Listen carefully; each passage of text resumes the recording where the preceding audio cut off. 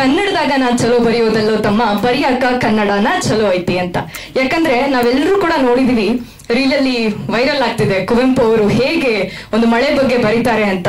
ಮಳೆ ಬಗ್ಗೆ ಮಾತ್ರ ಅಲ್ಲ, ಒಂದು ಸೂರ್ಯ ಹುಟ್ಟೋದ್ರ ಬಗ್ಗೆ ಕೂಡ ಉದಯಿಸುತ್ತಿಹನದು ಅಭಿನವ ದಿನಮಣಿ ಅಂತ ಬರೀತಾರೆ. ಜೊತೆಗೆ ದ.ರಾ ಬೇಂದ್ರೆ ಅವರು ಮೂಡಲ ಮನೆಯ ಮುತ್ತಿನ ನೀರಿನ ಅಂತ ಬರೀತಾರೆ. ಯಾಕಿಷ್ಟೆಲ್ಲ ಹೇಳ್ತಿದ್ದೀನಿ ಅಂದ್ರೆ ಕನ್ನಡ ಭಾಷೆಯ ಶ್ರೀಮಂತಿಕೆ ಹಾಗಿದೆ ಅಂತ. ಹಾಗೆ ಕನ್ನಡ ಅಂತ ಹೇಳಿದ ಕೂಡಲೇ ಮೊದಲಿಗೆ ನಮಗೆ ನೆನಪಾಗೋದು ಅಂದ್ರೆ ಸರ್ಕಾರಿ ಶಾಲೆಗಳು. ಯಾಕಂದ್ರೆ ಸರ್ಕಾರಿ ಶಾಲೆಗಳ ಗೋಡೆಗೆ ಒಮ್ಮೆ ಕಿವಿಗೊಟ್ಟು ಕೇಳ್ಬೇಕಂತೆ. ಅಲ್ಲಿ ಕೇಳುವಂತಹ ಕನ್ನಡದ ಪ್ರತಿಧ್ವನಿ ಇದೆಯಲ್ಲ, ಮತ್ತೆಲ್ಲೂ ಅದನ್ನ ಕೇಳೋದಕ್ಕೆ ಸಾಧ್ಯ ಇಲ್ಲ ಅಂತ. ಯಾಕಂದ್ರೆ ಇಂತಹ ಒಂದು ಸುಂದರವಾದಂತಹ ವಿಷಯವನ್ನ ಆಯ್ದುಕೊಂಡು ಇವತ್ತು ಕನ್ನಡ ಮಾಧ್ಯಮ ಎನ್ನುವಂತಹ ಸಿನಿಮಾವನ್ನ ಮಾಡೋದಕ್ಕೆ ಹೊರಟಿದಾರಲ್ಲ, ಅದು ಕೂಡ ಈ ಒಂದು ಸಿನಿಮಾ ಅಂತಂದ್ರೆ ನಮ್ಗೆ ಕಮರ್ಷಿಯಲ್ ಆಸ್ಪೆಕ್ಟ್ ಅಲ್ಲಿ ನೋಡ್ತಾ ಹೋಗ್ತೀವಿ. ಆದ್ರೆ ಈ ಸಿನಿಮಾ ಪ್ರತಿಯೊಬ್ಬ ಕನ್ನಡಿಗರ ಜವಾಬ್ದಾರಿ ಆಗಿರುತ್ತೆ. ಆದ್ರಿಂದ ಈ ಒಂದು ಧೈರ್ಯಕ್ಕೆ, ಆ ಚಿತ್ರತಂಡಕ್ಕೆ ಒಂದು ಜೋರಾದ ಚಪ್ಪಾಳೆಗಳನ್ನ ದಯವಿಟ್ಟು ಎಲ್ಲರೂ ಕೂಡ ನೀಡಬೇಕಾಗಿ ಕೇಳ್ಕೊಳ್ತಿದ್ದೀನಿ. ಇನ್ನೇನು ಕೆಲವೇ ಕ್ಷಣಗಳಲ್ಲಿ ನಮ್ಮೊಂದಿಗೆ ದೊಡ್ಡರಂಗೇಗೌಡರು ಆಗಮಿಸಿದ್ದಾರೆ, ಮಾಡಬೇಕಾಗಿ ಕೇಳ್ಕೊಳ್ತಾ ಇದ್ದೀನಿ. ಹೆಸರಿಗೆ ತಕ್ಕಂತೆ ಕನ್ನಡ ಮಾಧ್ಯಮ ಇದೊಂದು ಸರ್ಕಾರಿ ಶಾಲೆಗಳ ಉಳಿವು ಹಾಗೆ ಕನ್ನಡದ ಉಳಿವಿಗಾಗಿ ಮಾಡಿರುವಂತಹ ಚಿತ್ರ.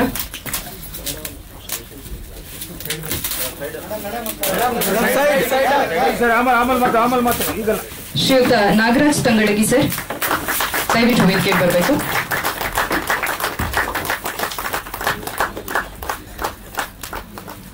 ಕಲ್ಕಿ ಪ್ರೊಡಕ್ಷನ್ ಅಡಿಯಲ್ಲಿ ಇದು ಕನ್ನಡ ಮಾಧ್ಯಮ ಎನ್ನುವಂತಹ ಸಿನಿಮಾ ಇನ್ನೇನು ಕೆಲವೇ ತಿಂಗಳುಗಳಲ್ಲಿ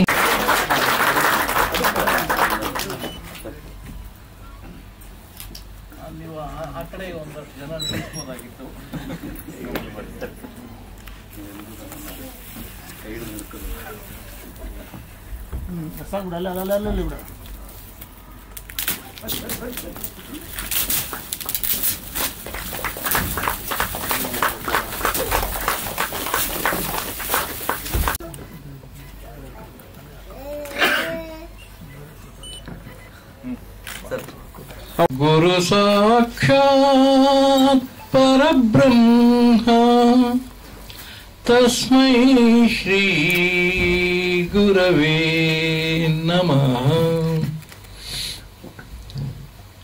ತನ್ನರಿವೇ ತನಗೆ ಗುರು ಅಂತ ಹೇಳಿ ವಚನಕಾರರು ಬಹಳ ಮನೋಜ್ಞವಾಗಿ ಹೇಳಿದ್ದಾರೆ.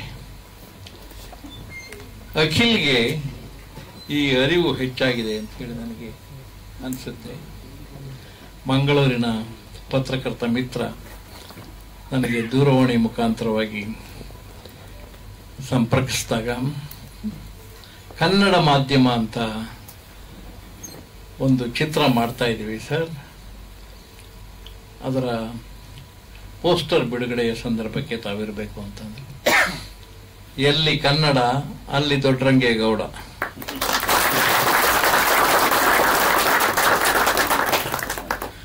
ಆದ್ರಿಂದ ಕನ್ನಡದ ಯಾವುದೇ ಕಾರ್ಯ ಆಗಲಿ, ಯಾವುದೇ ಸಮಾರಂಭ ಆಗಲಿ, ಯಾವುದೇ ಗೀತೆಯ ಪ್ರಸ್ತುತಿ ಆಗಲಿ, ಅಲ್ಲೆಲ್ಲ ನಾನು ಪಾಲ್ಗೊಳ್ಳೋಕ್ಕೆ ಬಹಳ ಮುಖ್ಯವಾದಂತಹ ಕಾರಣ ಕನ್ನಡವೇ ನನ್ನ ಉಸಿರು, ಕನ್ನಡವೇ ನನ್ನ ಹೆಸರು, ಕನ್ನಡವೇ ನನ್ನ ಬದುಕು, ಕನ್ನಡವೇ ನನ್ನ ಬೆಳಕು ಕೂಡ. ಇಲ್ಲಿ ಬರುವಾಗ ಯಾರು ಇದರ ಕತೆ, ಚಿತ್ರಕಥೆ, ಸಂಭಾಷಣೆ ಎಲ್ಲ ಬರೆದಿದ್ದಾರೆ ಅಂತ ಕೇಳಿದೆ. ಸಾವೂದ್ ಅಂತ ಹೇಳಿದರು. ಅರ್ಥ ಕೇಳಿದೆ, ಎಷ್ಟು ಚೆನ್ನಾಗಿದೆ ಅಂತಂದ್ರೆ ಫಲವಂತಿಕೆ. ಅವರು ಅದರ ಸಂಪೂರ್ಣ ಹೆಸರು ಒಂದು ರೀತಿಯಲ್ಲಿ ಸವದ್ ಮಂಗಳೂರು. ಅದರ ಅರ್ಥ ನಾನು ಹೇಳ್ತಾ ಇದ್ದದ್ದು, ಎಲ್ಲಿ ನಾಟಿ ಹಾಕ್ತೇವೆ ಬೀಜ, ಅಲ್ಲಿ ಅದು ಸಸಿಯಾಗಿ, ಗಿಡವಾಗಿ, ಮರವಾಗಿ, ಹೂವಾಗಿ, ಹಣ್ಣಾಗಿ, ಬಹಳ ದೊಡ್ಡ ಆಲದ ಮರವಾಗಿ ಬೆಳೆಯುತ್ತೆ. ಸಾವುದು ಒಳ್ಳೆ ಮನಸ್ಸಿನಿಂದನ ಈ ಚಿತ್ರಕ್ಕೆ ಕೈ ಹಾಕಿ ಶ್ರೀಕಾರ ಹಾಕಿದ್ದಾರೆ ಅಂತ ಹೇಳಿ ನನಗನ್ಸುತ್ತೆ. ಇಲ್ಲೆಲ್ಲ ಹಿರಿಯರಿದ್ದಾರೆ. ಕನ್ನಡವನ್ನೇ ತನ್ನ ಜೀವನದ ಉಸಿರು, ಹೋರಾಟದ ಎಲ್ಲ ಶಕ್ತಿಗಳಿಗೆ ಕಾರಣರಾದವರು ನಮ್ಮ ಪ್ರವೀಣ್ ಶೆಟ್ಟರು. ಎಲ್ಲಿ ಕನ್ನಡಕ್ಕೆ ಅನ್ಯಾಯ ಆದರೂ ಅವ್ರು ಸುಮ್ಮನೆ ಇರೋದೇ ಇಲ್ಲ. ಅದು ಬೇಕಾಗಿರ್ತಕ್ಕಂಥ ಧ್ವನಿ. ಕನ್ನಡದ ಕೈಂಕರ್ಯಕ್ಕೆ ಅಂದು ಅವರ ತಂದೆ ಕೂಡ ನಾಂದಿ ಹಾಡಿದರು. ಮಹದೇವ ಬಣಕಾರ್ ಕೇಳಿದ್ದೀರ ನೀವು. ಅವರು ವಿಧಾನ ಪರಿಷತ್ತಲ್ಲಿ ಮಾತಾಡೋದಕ್ಕೆ ನಿಂತರೆ ವಚನಗಳ ಸುರಿಮಳೆ, ಅಷ್ಟು ವಚನಗಳನ್ನು ಹೇಳ್ತಾ ಇದ್ರು, ಅಷ್ಟು ವಚನಗಳನ್ನು ಅವರು ಬರೀತಾ ಇದ್ರು. ಒಂದು 3000 ವಚನ ಬರೆದಿರ್ಬೋದು. ಅವ್ರದೇ ಒಂದು ದೊಡ್ಡ ಸಂಪುಟ ಇದೆ, ವಚನಗಳ ಸಂಪುಟ ಇದೆ. ಅವ್ರದ್ದು ಒಂದು ಮುದ್ರಣಾಲಯ ಕೂಡ ಇತ್ತು. ಬಹಳ ಮುಖ್ಯವಾಗಿ ಕನ್ನಡದ ಕೈಂಕರ್ಯವನ್ನು ಮಾಡಿದ ಅನೇಕ ಜನ ಇಲ್ಲಿ ಇದ್ದಾರೆ. ಅದಕ್ಕಾಗಿ ಹಣ ಹಾಕ್ತಕ್ಕಂಥವರು, ಅದಕ್ಕಾಗಿ ಅದರ ತೇರನ್ನು ಎಳೀತಕ್ಕಂಥವರು, ಕಷ್ಟವೋ ನಷ್ಟವೋ ಮುಂದೆ ಸಾಕ್ತಕ್ಕಂಥವರು. ಕನ್ನಡದ ರಥ ಎಳೆಯೋರು ಬಹಳ ಮುಖ್ಯ. ಮಿಣಿ ಭದ್ರವಾಗಿರಬೇಕು. ಮಿಣಿ ಅಂತ ನಮ್ಮ ಕಡೆ ತೇರು ಎಳೆಯೋದಕ್ಕೆ ಉಪಯೋಗಿಸ್ತಕ್ಕಂಥ ಹಗ್ಗ. ಹಗ್ಗ ಹರಿದೇ ಇರಬೇಕು ಅಂತಂದ್ರೆ ನಿಜವಾಗಿಯೂ ಕೂಡ ಸಂಕಲ್ಪ ಬಲ ಇರಬೇಕು. ಆ ಸಂಕಲ್ಪ ಬಲ ಇವತ್ತು ನಾವೆಷ್ಟೇ ಒಗ್ಗೂಡಿಸಿದ್ರು ಕೂಡ ಅದೇಕೋ ಏನೋ ಬೆಂಗಳೂರು ಕನ್ನಡಿಗರು, ಅದರಲ್ಲೂ ಬೃಹತ್ ನಗರದ ಕನ್ನಡಿಗರು ಕನ್ನಡಕ್ಕೆ ಮಾನ್ಯತೆಯನ್ನೇ ಕೊಡ್ತಾ ಇಲ್ಲ. ದುಃಖಕರವಾದಂಥ ವಿಷಯ. ಕನ್ನಡಿಗರೇ ನಮಗೆ ಈ ತರ ಕನ್ನಡದ ಬಗ್ಗೆ ತಿರಸ್ಕಾರವನ್ನ ಮಾಡೋದಾದರೆ, ಅಥವಾ ಮೂಲೆ ಗುಂಪು ಮಾಡೋದಾದರೆ, ಅಥವಾ ಬದಿಗಿಡೋದಾದರೆ ನಾವಿನ್ಯಾರನ್ನ ಕೇಳಬೇಕು? ಇಲ್ಲಿ ಬಹಳಷ್ಟು ಜನ ಪೋಷಕರು ಬಂದಿದ್ದೀರಾ. ತಮ್ಮಲ್ಲಿ ನಾನು ಬೇಡ್ಕೋತೇನೆ, ಕನ್ನಡದ ತಂದೆ ತಾಯಿಗಳೇ, ನೀವು ಮೊದಲು ಮನೆಯಲ್ಲಿ ಕನ್ನಡವನ್ನಾಡಿ. ಮೊದಲು ಆಗ್ಬೇಕಾಗಿರೋದು ನಿಮ್ಮಿಂದ. ನೀವು ಪ್ರಾರಂಭ ಮಾಡಿದರೆ ಮನೆ ಮಕ್ಕಳು ಆಗ ತಾನಾಗಿ ತಾನು ಕನ್ನಡದಲ್ಲಿ ಮಾತಾಡ್ತಾ ಹೋಗ್ತಾರೆ. ಎಲ್ಲ ಕಡೆ ಕಾನ್ವೆಂಟ್ ಶಾಲೆಗಳು ಇವತ್ತು ಅಬ್ಬರವನ್ನ ಮಾಡ್ತಾ ಇದೆ. ಕನ್ನಡ ಎಷ್ಟು ನಾಶ ಆಗಬೇಕೋ ಅಷ್ಟು ನಾಶವನ್ನ ಅವರು ಮಾಡ್ತಾ ಇದ್ದಾರೆ. ಕನ್ನಡದ ಬಗ್ಗೆ ಎಂಥದೋ ತಿರಸ್ಕಾರ, ಕನ್ನಡದ ಬಗ್ಗೆ ಎಂಥದೋ ಒಂದು ರೀತಿಯ ಅಷ್ಟೇನು ಹಿತವಲ್ಲದೆ ಇರತಕ್ಕಂಥ ರೀತಿಯಲ್ಲಿ ಮಾತಾಡೋದು. ಇದು ಬೇಕಾ ನಮಗೆ? ನಮ್ಮ ತಾಯಿಯನ್ನ ಸಿಂಗರಿಸೋಕೆ, ನಮ್ಮ ತಾಯಿಯನ್ನ ಮೆರೆಸೋದಕ್ಕೆ, ನಮ್ಮ ತಾಯಿಗೆ ಎಲ್ಲ ರೀತಿಯಲ್ಲಿ ಉಸಿರನ್ನು ಕೊಡೋದಕ್ಕೆ, ಚೈತನ್ಯವನ್ನು ಕೊಡೋದಕ್ಕೆ ಬೇರೆ ಯಾರು ಬರಬೇಕಾಗಿಲ್ಲ. ಆಸ್ಟ್ರೇಲಿಯಾದಿಂದಲೋ, ರಷ್ಯಾದಿಂದಲೋ, ಇಂಗ್ಲೆಂಡಿಂದಲೋ, ಅಮೆರಿಕಾದಿಂದಲೋ ಬರಬೇಕಾಗಿಲ್ಲ. ಅಲ್ಲಿಗೆ ಕನ್ನಡ ಸಂಘಗಳು ಬಂದು ಇಲ್ಲಿ ಕನ್ನಡವನ್ನು ಮೇಲೆತ್ತಬೇಕಾಗಿಲ್ಲ. ಇಲ್ಲಿರಬೇಕಾದಂಥ ನಾವು, ಇಲ್ಲಿರುವಂಥ ನಾವು ಕನ್ನಡವನ್ನು ಮೊದಲು ಚೆನ್ನಾಗಿ ನೋಡ್ಕೊಳ್ಬೇಕು. ಬಹಳ ಮುಖ್ಯವಾದಂಥದ್ದು, ಕನ್ನಡದ ಶಾಲೆಗಳಲ್ಲಿ ಓದಿದಂಥ ನಾನು ಮೊದಲುಗೊಂಡು ನನ್ನ ಎಲ್ಲ ತಮ್ಮಂದಿರು, ನನ್ನ ಎಲ್ಲ ಕುಟುಂಬದವರು ನಾವೆಲ್ಲ ಚೆನ್ನಾಗೇ ಇದ್ದೀವಿ. ಒಳ್ಳೊಳ್ಳೆ ಕೆಲಸಗಳಲ್ಲೇ ಇದ್ದೀವಿ. ದಯವಿಟ್ಟು ನೀವು ಮನಗಾಣಬೇಕು. ಒಳ್ಳೊಳ್ಳೆ ಕೆಲಸದಲ್ಲಿದ್ದೀವಿ. ಕನ್ನಡದಿಂದ ನಾವು ಉದ್ಧಾರ ಆಗಿದ್ದು. ಕನ್ನಡವೇ ನಮ್ಮ ಉಸಿರು. ಆದ್ರಿಂದ ಕನ್ನಡ ಚಿರಂತನ ಹೆಸರು, ಕನ್ನಡ ಚಿರಂತನ ಹಸಿರು ನಮ್ಮ ಮನೆಯಲ್ಲಿ. ಎಲ್ಲ ಮನೆಗಳಲ್ಲೂ ಇದಾಗೋದಕ್ಕೆ ಸಾಧ್ಯ. ಸಂಕಲ್ಪ ಬಲ ಬೇಕಷ್ಟೇನೆ. ಸಂಕಲ್ಪ ಬಲ ಇವತ್ತು ಇಲ್ಲದೆ ಇರೋದ್ರಿಂದ ಈ ರೀತಿಯ ತೊಂದರೆ ಆಗಿರ್ತಕ್ಕಂಥದ್ದು. ದೊಡ್ಡದಾಗಿ ವೇದಿಕೆಗಳಲ್ಲಿ ಕೂಗ್ತಕ್ಕಂಥವರು ತಮ್ಮ ಮಕ್ಕಳನ್ನ ಯಾವ ಶಾಲೆಗಳಲ್ಲಿ ಓದಿಸ್ತೀರಾ ಅಂತಂದ್ರೆ ಆಗ್ಲೇ ಗೊತ್ತಾಗುತ್ತೆ. ಎಲ್ಲಿದ್ದಾನೆ ಅಂತಂದ್ರೆ ಜರ್ಮನಿಯಲ್ಲಿ ಓದ್ತಾ ಇದ್ದಾನೆ, ಆಸ್ಟ್ರೇಲಿಯಾದಲ್ಲಿ ಓದ್ತಾ ಇದ್ದಾನೆ. ಓದಬೇಡಿ ಅಂತ ಹೇಳೋದಿಲ್ಲ, ಆದ್ರೆ ಕನ್ನಡ ಮಾತಾಡ್ತಾನ? ಇಲ್ಲ, ಕನ್ನಡ ಅವನಿಗೆ ಲಿಟ್ಲ್ ಅಂತ. ಕನ್ನಡ ಬೇಕಾಗಿಲ್ಲ ಅವ್ರಿಗೆ. ಕನ್ನಡವಿಲ್ದಿಯೂ ಬದುಕು ಬದುಕಬಲ್ಲೆವು ಅನ್ನೋರಿದಾರಲ್ಲ ಅಂಥವರಿಂದ ಕನ್ನಡದ ಪರಿಸರ ನಾಶ ಆಗಿರ್ತಕ್ಕಂಥವ್ರು. ಸರ್ಕಾರ ಮನಸ್ಸು ಮಾಡಿದರೆ 6 ತಿಂಗಳಲ್ಲಿ ಅಥವಾ ವರ್ಷದಲ್ಲಿ ಕನ್ನಡವನ್ನ ಕಡ್ಡಾಯ ಮಾಡೋಕ್ಕೆ ಸಾಧ್ಯ. ಕನ್ನಡದಲ್ಲಿ ನೀನು ಓದಿಲ್ಲ ಅಂದ್ರೆ, ಬರೋದಿಲ್ಲ ಅಂದ್ರೆ ನಿನಗೆ ಅರ್ಹತಾ ಪತ್ರ ಕೊಡೋದಿಲ್ಲ, ನಿನಗೆ ಕೆಲಸ ಕೊಡೋದಿಲ್ಲ. ನೀನು ಕನ್ನಡ ನಾಡಲ್ಲೇ ಕೆಲಸ ಮಾಡಬೇಕು ಅಂತಂದ್ರೆ ಎಲ್ಲಿ ನಿನ್ನ ಅರ್ಹತಾ ಪತ್ರ? ಕನ್ನಡ ಗೊತ್ತಿದೆ ಅನ್ನೋದಕ್ಕೆ ಎಲ್ಲಿ ಅರ್ಹತಾ ಪತ್ರ? ಸರ್ಟಿಫಿಕೇಟ್ ಅಂತ ಯಾವ್ದು ಹೇಳ್ತೀರಾ? ಎಲ್ಲಿ ನಿನ್ನ ಅರ್ಹತಾ ಪತ್ರ ಅಂತ ಕೇಳಬೇಕು. ಪರವಾಗಿಲ್ಲ, ಇವತ್ತು ಸುಳ್ಳು ಸರ್ಟಿಫಿಕೇಟ್ಗಳು ಕೊಡೋದು ಜಾಸ್ತಿ ಜನ ಆಗೋಗಿದ್ದಾರೆ, ಏನು ಮಾಡೋಕ್ಕಾಗಲ್ಲ. ಆದ್ರೂ ಕೂಡ ಕನ್ನಡದ ಹಿರಿಮೆ ಗೊತ್ತಾಗಬೇಕಾದ್ರೆ, ಪಳಮೆ ಗೊತ್ತಾಗಬೇಕಾದ್ರೆ, ಅದರ ಪ್ರಾಚೀನತೆ ಗೊತ್ತಾಗಬೇಕಾದ್ರೆ ಚೆನ್ನಾಗಿ ಅಧ್ಯಯನ ಮಾಡಬೇಕು. ಡಾಕ್ಟರ್ ಮಂಜೇಶ್ವರದ ಗೋವಿಂದ ಪೈ ಅಂತವರು ನನ್ನಂತ ಎಳೆಯರಿಗೆ ಒಂದು ರೀತಿಯ ದೀಕ್ಷೆಯನ್ನು ಕೊಟ್ಟವರು, ಕನ್ನಡದ ದೀಕ್ಷೆಯನ್ನು ಕೊಟ್ಟವರು. ಇಲ್ಲೆಲ್ಲ ಮಂಗಳೂರಿನವರು ಜಾಸ್ತಿ ಜನ ಇದ್ದೀರ. ನಿಮ್ಮ ಸುತ್ತನೇ ಇದ್ದಂತಹ ಮಂಜೇಶ್ವರದ ಗೋವಿಂದ ಪೈಗೆ 30 ಭಾಷೆಗಳು ಗೊತ್ತಿತ್ತು. ಅದರಲ್ಲಿ ಕನ್ನಡ, ಇಂಗ್ಲಿಷ್, ತುಳು ಎಲ್ಲ ಗೊತ್ತಿತ್ತು. ಅವರು ಒಂದು ಲೇಖನವನ್ನು ಬರೆದಿದ್ರು. ಆ ಲೇಖನ ಏನು ಹೇಳ್ತಾ ಇತ್ತು ಅಂತಂದ್ರೆ, ಗ್ರೀಕ್ನಲ್ಲಿ ನಾಟಕಗಳಿದೆ ಕೆಲವು, ಆ ನಾಟಕಗಳಲ್ಲಿ ಕನ್ನಡದ ಪದಗಳಿದೆ. ಅದರಲ್ಲೂ ಮುಖ್ಯವಾಗಿ 6 ಕನ್ನಡ ಪದ ಒಂದೇ ನಾಟಕದಲ್ಲಿದೆ. ಅಂದ್ರೆ ಅರ್ಥ ಕನ್ನಡದ ಪ್ರಾಚೀನತೆ ಎಷ್ಟು ಅಂತ ನಿಮಗೆ ಊಹೆ ಮಾಡಿ, ನಿಮ್ಮಲ್ಲಿ ಇರ್ತಕ್ಕಂಥ, ಅಂದ್ರೆ ನಮ್ಮನ್ನೆಲ್ಲ ನೋಡಿ, ನಿಮ್ಮಲ್ಲಿ ಇರ್ತಕ್ಕಂಥ ತರುಣರೆಲ್ಲ ಮನಸ್ಸು ಮಾಡಿ ನೀವು ಹುಡುಕಿದ್ರೆ ಸುತ್ತಮುತ್ತ, ಗ್ರೀಸಿನ ಸುತ್ತಮುತ್ತ ಕನ್ನಡ ಅಸ್ತಿತ್ವದಲ್ಲಿ ಇರಬಹುದು ಅಂತ ಹೇಳಿ. ನಾನು 40 ವರ್ಷ ತಗೊಂಡಿದ್ದೀನಿ, ಪ್ರಾಮಾಣಿಕವಾಗಿ ಹೇಳ್ತಾ ಇದ್ದೀನಿ. ಕನ್ನಡದ ಹುಡುಕಾಟಕ್ಕಾಗಿ 40 ವರ್ಷ ತಗೊಂಡಿದ್ದೀನಿ. ಕೊನೆಗೆ ನಾನು ಅಲೆಕ್ಸಾಂಡ್ರಿಯಾದ ಗೋಡೆಯ ಮೇಲೆ ಊರೊಳ್ ಅನ್ನುವ ಕನ್ನಡ ಪದವನ್ನು ನಾನು ಹೆಕ್ಕಿ ತೆಗೆದೆ. ಅದರ ಅರ್ಥ ಊರಲ್ಲಿ ಅಂತಲೇ. ಊರು ರಕಾರ ಮತ್ತು ಳಕಾರ ಎರಡೂ ಕೂಡ ಕನ್ನಡದ್ದೇ ಅನ್ನೋದಕ್ಕೆ ಸಾಕ್ಷಿಗಳು ಇದೆ. ನಾನು ಯಾಕೆ ಈ ಮಾತನ್ನು ಹೇಳಿದೆ ಅಂದ್ರೆ, ಜಂಬ ಕೊಚ್ಕೊಳ್ಳೋಕೆ ಹೇಳ್ತಾ ಇಲ್ಲ. ಕನ್ನಡದ ಪ್ರಾಚೀನತೆ ಅಷ್ಟೊಂದು ದೊಡ್ಡದು. ಹೀಗಿರುವಾಗ ಕನ್ನಡ ಮಾಧ್ಯಮದಲ್ಲಿ ಏನೆಲ್ಲ ಅವರು ಹೇಳ್ತಾರೆ ನಂಗೆ ಗೊತ್ತಿಲ್ಲ. ಆದರೆ ಕನ್ನಡಿಗರು ಹೇಗಿರಬೇಕು ಅನ್ನೋದು ಹೇಳಬೇಕು. ಕನ್ನಡದ ಸಂಕಲ್ಪವನ್ನು ಕುರಿತು ಹೇಳಬೇಕು. ಕನ್ನಡದ ಒಳ್ಳೆಯ ಭಾಷೆಯನ್ನು ಬಳಸಬೇಕು. ಇವತ್ತು ಬಿಡಿ, ಇವತ್ತು ಎಂಥ ಕನ್ನಡ ನಾವು ಕೇಳ್ತಾ ಇದ್ದೀವಿ ಅಂತಂದ್ರೆ ನಿಮಗೆಲ್ಲ ಗೊತ್ತು. 90 ಹೊಡಿ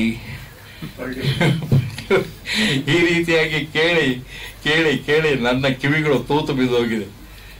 ಆದ್ರಿಂದ ಇಂಥ ಸಂದರ್ಭದಲ್ಲಿ ಅಚ್ಚ ಕನ್ನಡವನ್ನ 100ಕ್ಕೆ 100 ಪಟ್ಟು ಕನ್ನಡವನ್ನ ಬಳಸೋಕ್ಕೆ ಪ್ರಯತ್ನ ಪಡಿ. ಕನಿಷ್ಠ ಒಂದು 60% ಆದ್ರೂ ಕೂಡ, 60ರಷ್ಟಾದ್ರೂ ಶೇಕಡ ನೀವು ಕನ್ನಡದಲ್ಲಿ ಬಳಸೋದಕ್ಕೆ ಸಾಧ್ಯ ಆಗ್ಬೋದು. ಕನ್ನಡದಲ್ಲಿ ಬರೆಯೋ ಮುಖಾಂತರವಾಗಿ IAS ಮಾಡ್ಬೋದು, KAS ಮಾಡ್ಬೋದು, ಎಲ್ಲ IPS ಮಾಡ್ಬೋದು. ಎಲ್ಲ ಪರೀಕ್ಷೆಗಳನ್ನು ಕನ್ನಡದಲ್ಲಿ ಬರೆದು ತೇರ್ಗಡೆಯಾಗಿ ಉನ್ನತ ಹುದ್ದೆಗಳಿಗೆ ಹೋಗೋದಕ್ಕೆ ಸಾಧ್ಯ. ಕನ್ನಡನೂ ಕೂಡ ಅನ್ನ ಕೊಡುತ್ತೇರಿ, ದಯವಿಟ್ಟು ಸತ್ಯ ಈ ಮಾತು. ಕನ್ನಡದಿಂದಲೂ ಅನ್ನ ಹುಟ್ಟಿಸ್ಕೊಂಡು ಬದುಕೋದಕ್ಕೆ ಸಾಧ್ಯ ಅನ್ನೋದು ನನ್ನ ಮಾತು. ಆದ್ರಿಂದ ಕನ್ನಡವನ್ನ ತೀರಾ ಕಡೆಗಣಿಸೋದು ಬೇಡ. ಪ್ರವೀಣ್ ಶೆಟ್ಟರ್ ಅಂತವ್ರು ಇದ್ದಾರೆ, ಅವ್ರು ಹೋರಾಟ ಮಾಡ್ತಾರೆ. ಎಲ್ಲಿ ಕನ್ನಡಕ್ಕೆ ಅನ್ಯಾಯ ಆಗುತ್ತೆ ಅಲ್ಲಿ ಧ್ವಜ ನೆಡ್ತಾರೆ. ಆಮೇಲೆ ಯಾರ್ಯಾರಿಗೆ ಬಲಿ ಹಾಕ್ಬೇಕು ಅವ್ರಿಗೆ ಗೊತ್ತವ್ರು, ಏನೇನ್ ಕಾಯಕಲ್ಪ ಮಾಡಬೇಕು, ಯಾರ್ಯಾರಿಗೆ ಚುರುಕು ಹೇಗೆ ಮುಟ್ಟಿಸ್ಬೇಕು ಅದೆಲ್ಲ ಅವ್ರಿಗೆ ಗೊತ್ತಿದೆ. ಅದು ಚೆನ್ನಾಗಿ ಗೊತ್ತಿದೆ. ಅದ್ ಸರಿ ಒಪ್ಪಿಕೊಂಡೆ ನಾನು ಅದೆಲ್ಲ ಗಮನಿಸಿನೇ ಈ ಮಾತನ್ನು ಸ್ವಲ್ಪ ನವಿರಾಗಿ ಹೇಳ್ತಾ ಇದ್ದೇನೆ ಅಷ್ಟೇನೆ. ಆದ್ರಿಂದ ಎಲ್ಲ ಕನ್ನಡಿಗರು ನೀವು ಮನಸ್ಸು ಮಾಡಿ, ಕನ್ನಡ ಬೆಳಕಾಗ್ಬೇಕು, ಕನ್ನಡ ಬದುಕಾಗ್ಬೇಕು, ಕನ್ನಡ ಸರ್ವಸ್ವ ಆಗ್ಬೇಕು, ಕನ್ನಡವೇ ಆದ್ಯತೆ, ಕನ್ನಡಕ್ಕೆ ಆದ್ಯತೆ ಸಿಗಬೇಕು. ವಿಧಾನಸೌಧದಲ್ಲಿ ಕನ್ನಡ ಮೊದಲು ಪ್ರಾರಂಭ ಆಗಬೇಕು. ಎಷ್ಟೋ ಟಿಪ್ಪಣಿಗಳನ್ನು ನಾನು ನೋಡಿದ್ದೇನೆ. 6 ವರ್ಷಗಳ ಕಾಲ ನಾನು ವಿಧಾನ ಪರಿಷತ್ ಸದಸ್ಯ ಆಗಿದ್ರಿಂದ ಎಷ್ಟೋ ಜನ IAS ಅಧಿಕಾರಿಗಳು, KAS ಅಧಿಕಾರಿಗಳು ಕನ್ನಡವನ್ನೇ ಬಳಸೋದಿಲ್ಲ, ಟಿಪ್ಪಣಿ ಕನ್ನಡದಲ್ಲೇ ಬಳಸೋದಿಲ್ಲ, ಬರೆಯೋದಿಲ್ಲ. ಅದು ಯಾಕೆ ಅಂತ ಇದೋ ಗೊತ್ತಿಲ್ಲ. ಅದಕ್ಕೆ ಕಾರಣ ತಿಳ್ಕೊಂಡೆ. ಅದೇನು ಅಂತಂದ್ರೆ ಅವರು ಇಲ್ಲಿಯವರಾಗಿರಲ್ಲ, ಬೇರೆ ಕಡೆಯಿಂದ ಬಂದಿರ್ತಾರೆ. ಅಂಥವರಿಗೆ ಕನ್ನಡ ನಾವು ಕಲಿಸ್ಬೇಕು. ಕನ್ನಡಕ್ಕೆ ಪ್ರೋತ್ಸಾಹವನ್ನು ಸರ್ಕಾರ ಕೊಡಬೇಕು. ಕನ್ನಡದಲ್ಲಿ ಯಾರ್ಯಾರು ಓದ್ತಾರೆ ಅಂಥವರಿಗೆ ಇನ್ನೇನಾದರೂ ಒಂದಿಷ್ಟು ಸಹಾಯ ಮಾಡಬೇಕು. ಅಂದರೆ ಇನ್ಸೆಂಟಿವ್ ಅಂತಿರಲ್ಲ, ಅದನ್ನು ಕೊಡುವಂಥದ್ದು ಸಾಧ್ಯ ಆಗಬೇಕು. ಇವತ್ತು ಅಂಥ ಕಾರ್ಯ ಸಂಪೂರ್ಣವಾಗಿ ಆಗಿಲ್ಲ. ಕನ್ನಡವನ್ನು ಸಮೃದ್ಧವಾಗಿ ಬಳಸಿದರೆ ಈ ಒಂದು 45-50 ದಿವಸ ಜಗಳ ಆಡೋದ್ರಲ್ಲಿ, ವೇದಿಕೆ ಮೇಲೆ ಒಬ್ರಿಗೊಬ್ಬರು ಬೈದಾಡೋದಲ್ಲಿ ಅಚ್ಚ ಕನ್ನಡವನ್ನೆಲ್ಲ ಬಳಸ್ತಾರೆ. ಕನ್ನಡವನ್ನ ನಿರರ್ಗಳವಾಗಿ ಬಳಸಿದ್ದಾರೆ. ಒಬ್ರಿಗೊಬ್ಬರು ಎಷ್ಟೊಂದು ಬೈದಾಡಿದ್ದಾರೆ ಅಂತ ಅಂದ್ರೆ ನಮಗೆ ನಾಚಿಕೆ ಆಗಬೇಕು. ಕನ್ನಡಿಗರು ಈ ತರ ಎಲ್ಲ ಮಾತಾಡ್ತಾರ ಅಂತ, ಕನ್ನಡಿಗರು ಇಂತಿಂಥ ಉದಾಹರಣೆಗಳೆಲ್ಲ ಕೊಡ್ತಾರ ಅಂತ, ಕನ್ನಡಿಗರು ಇಷ್ಟು ಅಧೋಮಟ್ಟಕ್ಕೆ ಹೋಗಿದಾರ ಅಂತ ದುಃಖ ಪಡಬೇಕಾಗಿದೆ. ನೋಡುವ ಕಾಲಗರ್ಭದಲ್ಲಿ ಏನಿದೆ ಗೊತ್ತಿಲ್ಲ. ನಾನಂತೂ ಆಶಾವಾದಿ, ಆಶಾಕಿರಣ ಇದ್ದೇ ಇದೆ. ಕನ್ನಡ ಇವತ್ತಲ್ಲ ನಾಳೆ ತನ್ನ ಅಸ್ತಿತ್ವವನ್ನು ಹಾಗೆ ಉಳಿಸ್ಕೊಳ್ಳುತ್ತೆ ಅಂತ ಅಂದ್ಕೊಂಡಿದ್ದೇನೆ. ಜಗತ್ತಿನಲ್ಲಿರುವ 3000 ಭಾಷೆಗಳಲ್ಲಿ 300 ಭಾಷೆ ಅಳಿವಿನ ಅಂಚಿನಲ್ಲಿದೆ ಅಂತ ಹೇಳಿ ಅಂಕಿಅಂಶಗಳು ಹೇಳ್ತಾ ಇದೆ. ಆ ಅಳಿವಿನ ಅಂಚಿಗೆ ಕನ್ನಡ ಹೋಗೋದು ಬೇಡ. ಆದ್ರಿಂದ ಕನ್ನಡ ಇನ್ನಷ್ಟು ಕಾಲ ಅದು ಬೆಳಗಲಿ. ನನಗೇನೋ ಬಹಳ ದೊಡ್ಡ ಆಸೆ, ಸೂರ್ಯ ಚಂದ್ರರಿರೋವರೆಗೆ ಕನ್ನಡ ಬಾಳಲಿ, ನದಿ ನದಿಗಳಿರೋವರೆಗೆ ಕನ್ನಡ ಬದುಕಲಿ. ಆದ್ರಿಂದ ಕನ್ನಡ ನಮ್ಮೆಲ್ಲರ ಚೈತನ್ಯವಾಗಲಿ, ಉಸಿರಾಗಲಿ, ಕನ್ನಡ ನಮ್ಮೆಲ್ಲರ ಬದುಕಾಗಲಿ. ಕನ್ನಡ ಮಾಧ್ಯಮದಲ್ಲಿ ಈ ಎಲ್ಲ ಅಂಶಗಳನ್ನು ಅವರು ತರೋದಕ್ಕೆ ಸಾಧ್ಯ ಆದರೆ, ಗೊತ್ತಿಲ್ಲ ನನಗೆ ಎಷ್ಟರ ಮಟ್ಟಿಗೆ ನಿರ್ದೇಶಕರು, ಬರಹಗಾರರು, ಅದನ್ನೆಲ್ಲ ಚಿತ್ರಕಥೆ ಬರೆದವರು, ಸಂಭಾಷಣೆ ಬರೆದವರು ಅದನ್ನೆಲ್ಲ ಅಳವಡಿಸಿದ್ದಾರೆ ಅಂತ ಗೊತ್ತಿಲ್ಲ. ಅವರು ಅಳವಡಿಸುವಂಥದ್ದಾಗಲಿ. ಇನ್ನೂ ಅಕಸ್ಮಾತ್ ಏನಾದರೂ ಹಾಗಾಗಿಲ್ಲದೆ ಹೋದರೆ ಅದೆಲ್ಲ ಅಂಶಗಳನ್ನು ಸೇರಿಸಿ ಸಮಗ್ರವಾದ ಕನ್ನಡದ ಸಮಸ್ಯೆಗಳ ಒಂದು ಕೈಪಿಡಿ ಥರ ಈ ಚಿತ್ರ ಇರಬೇಕು. ಕನ್ನಡ ಮಾಧ್ಯಮಕ್ಕೆ ಹೋಗಪ್ಪ, ನಿಮ್ಮನ್ನ ಬದಲಾಯಿಸ್ಬಿಡ್ತಾರೆ ಅವರು ಅಂತ ಹೇಳಿ ನಾನು ಅಲ್ಲಿ ನೋಡಿದೆ. ಕಮಾನಲ್ಲಿ ನಾನು ನೋಡಿದೆ. ಆ ಕಮಾನಲ್ಲಿ ಹಿರಿಯ ಪ್ರಾಥಮಿಕ ಶಾಲೆ ಅಂತ. ಈ ಹಿರಿಯ ಪ್ರಾಥಮಿಕ ಶಾಲೆ ಎನ್ನುವ ಫಲಕಗಳನ್ನು ಇಟ್ಕೊಂಡವರೆಲ್ಲ ನಿಮ್ಮ ಮಂಗಳೂರು ಕಡೆಯ ಜನ ತುಂಬ ಯಶಸ್ಸನ್ನು ಪಡೆದಿದ್ದಾರೆ, ಕೋಟಿಗಟ್ಟಲೆ ದುಡ್ಡು ಮಾಡಿದ್ದಾರೆ. ಆದ್ದರಿಂದ ನೀವು ಕೂಡ ಆ ರೀತಿಯಲ್ಲಿ ಆಗುವಂಥದ್ದಾಗಬೇಕು. ಎಲ್ಲಕ್ಕಿಂತ ಹೆಚ್ಚಾಗಿ ಕನ್ನಡ ಉಳಿಯುವಂಥದ್ದಾಗಬೇಕು ಅನ್ನೋದು ನನ್ನ ಅಭಿಲಾಷೆ. ಇಷ್ಟು ಮಾತುಗಳನ್ನು ಆಡೋದಕ್ಕೆ ಅವಕಾಶ ಮಾಡಿಕೊಟ್ಟಂಥ ಇಲ್ಲಿಯ ಎಲ್ಲ ತಂಡದವರಿಗೆ, ಚಿತ್ರತಂಡದವರಿಗೆ, ಆಲಿಸಿದ ಹಿರಿಯರಿಗೆ, ಸಹೃದಯರಿಗೆ, ಪತ್ರಕರ್ತ ಮಿತ್ರರಿಗೆ ನನ್ನ ಅನಂತ ಧನ್ಯವಾದಗಳನ್ನು ಹೇಳ್ತಾ ನಾನು ಮಾತು ಮುಗಿಸ್ತೇನೆ. ನಮಸ್ಕಾರ. ನಿಮ್ಗೆ ಗೊತ್ತಿಲ್ಲ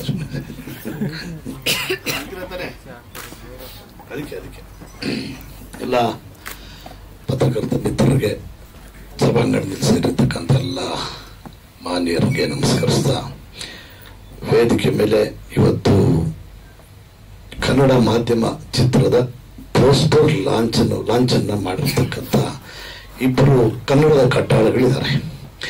ಆ ಇಬ್ಬರು ಕನ್ನಡದ ಕಟ್ಟಾಳಗಳು ಈ ಕನ್ನಡ ಮಾಧ್ಯಮ ಅಂತಕ್ಕಂಥ ಪೋಸ್ಟರ್ನ ಬಿಡುಗಡೆ ಮಾಡಕ್ ಬಂದಿದ್ದೇನೆ. ಆ ನಿರ್ದೇಶಕರು ಮತ್ತೆ ನಿರ್ಮಾಪಕರಿಗೆ ಇರ್ತಕ್ಕಂಥ ಒಂದು ವಿಷನ್ ಏನು ಅನ್ನೋದು ಗೊತ್ತಾಗುತ್ತೆ. ಇಲ್ಲೇ ಇಲ್ಲ, ಅದು ಆಲ್ಮೋಸ್ಟ್ ಇದು ಸಕ್ಸಸ್ ಕಂಡಿದೆ ಪೋಸ್ಟರ್ ಬಿಡುಗಡೆ ಟೈಮಲ್ಲಿ.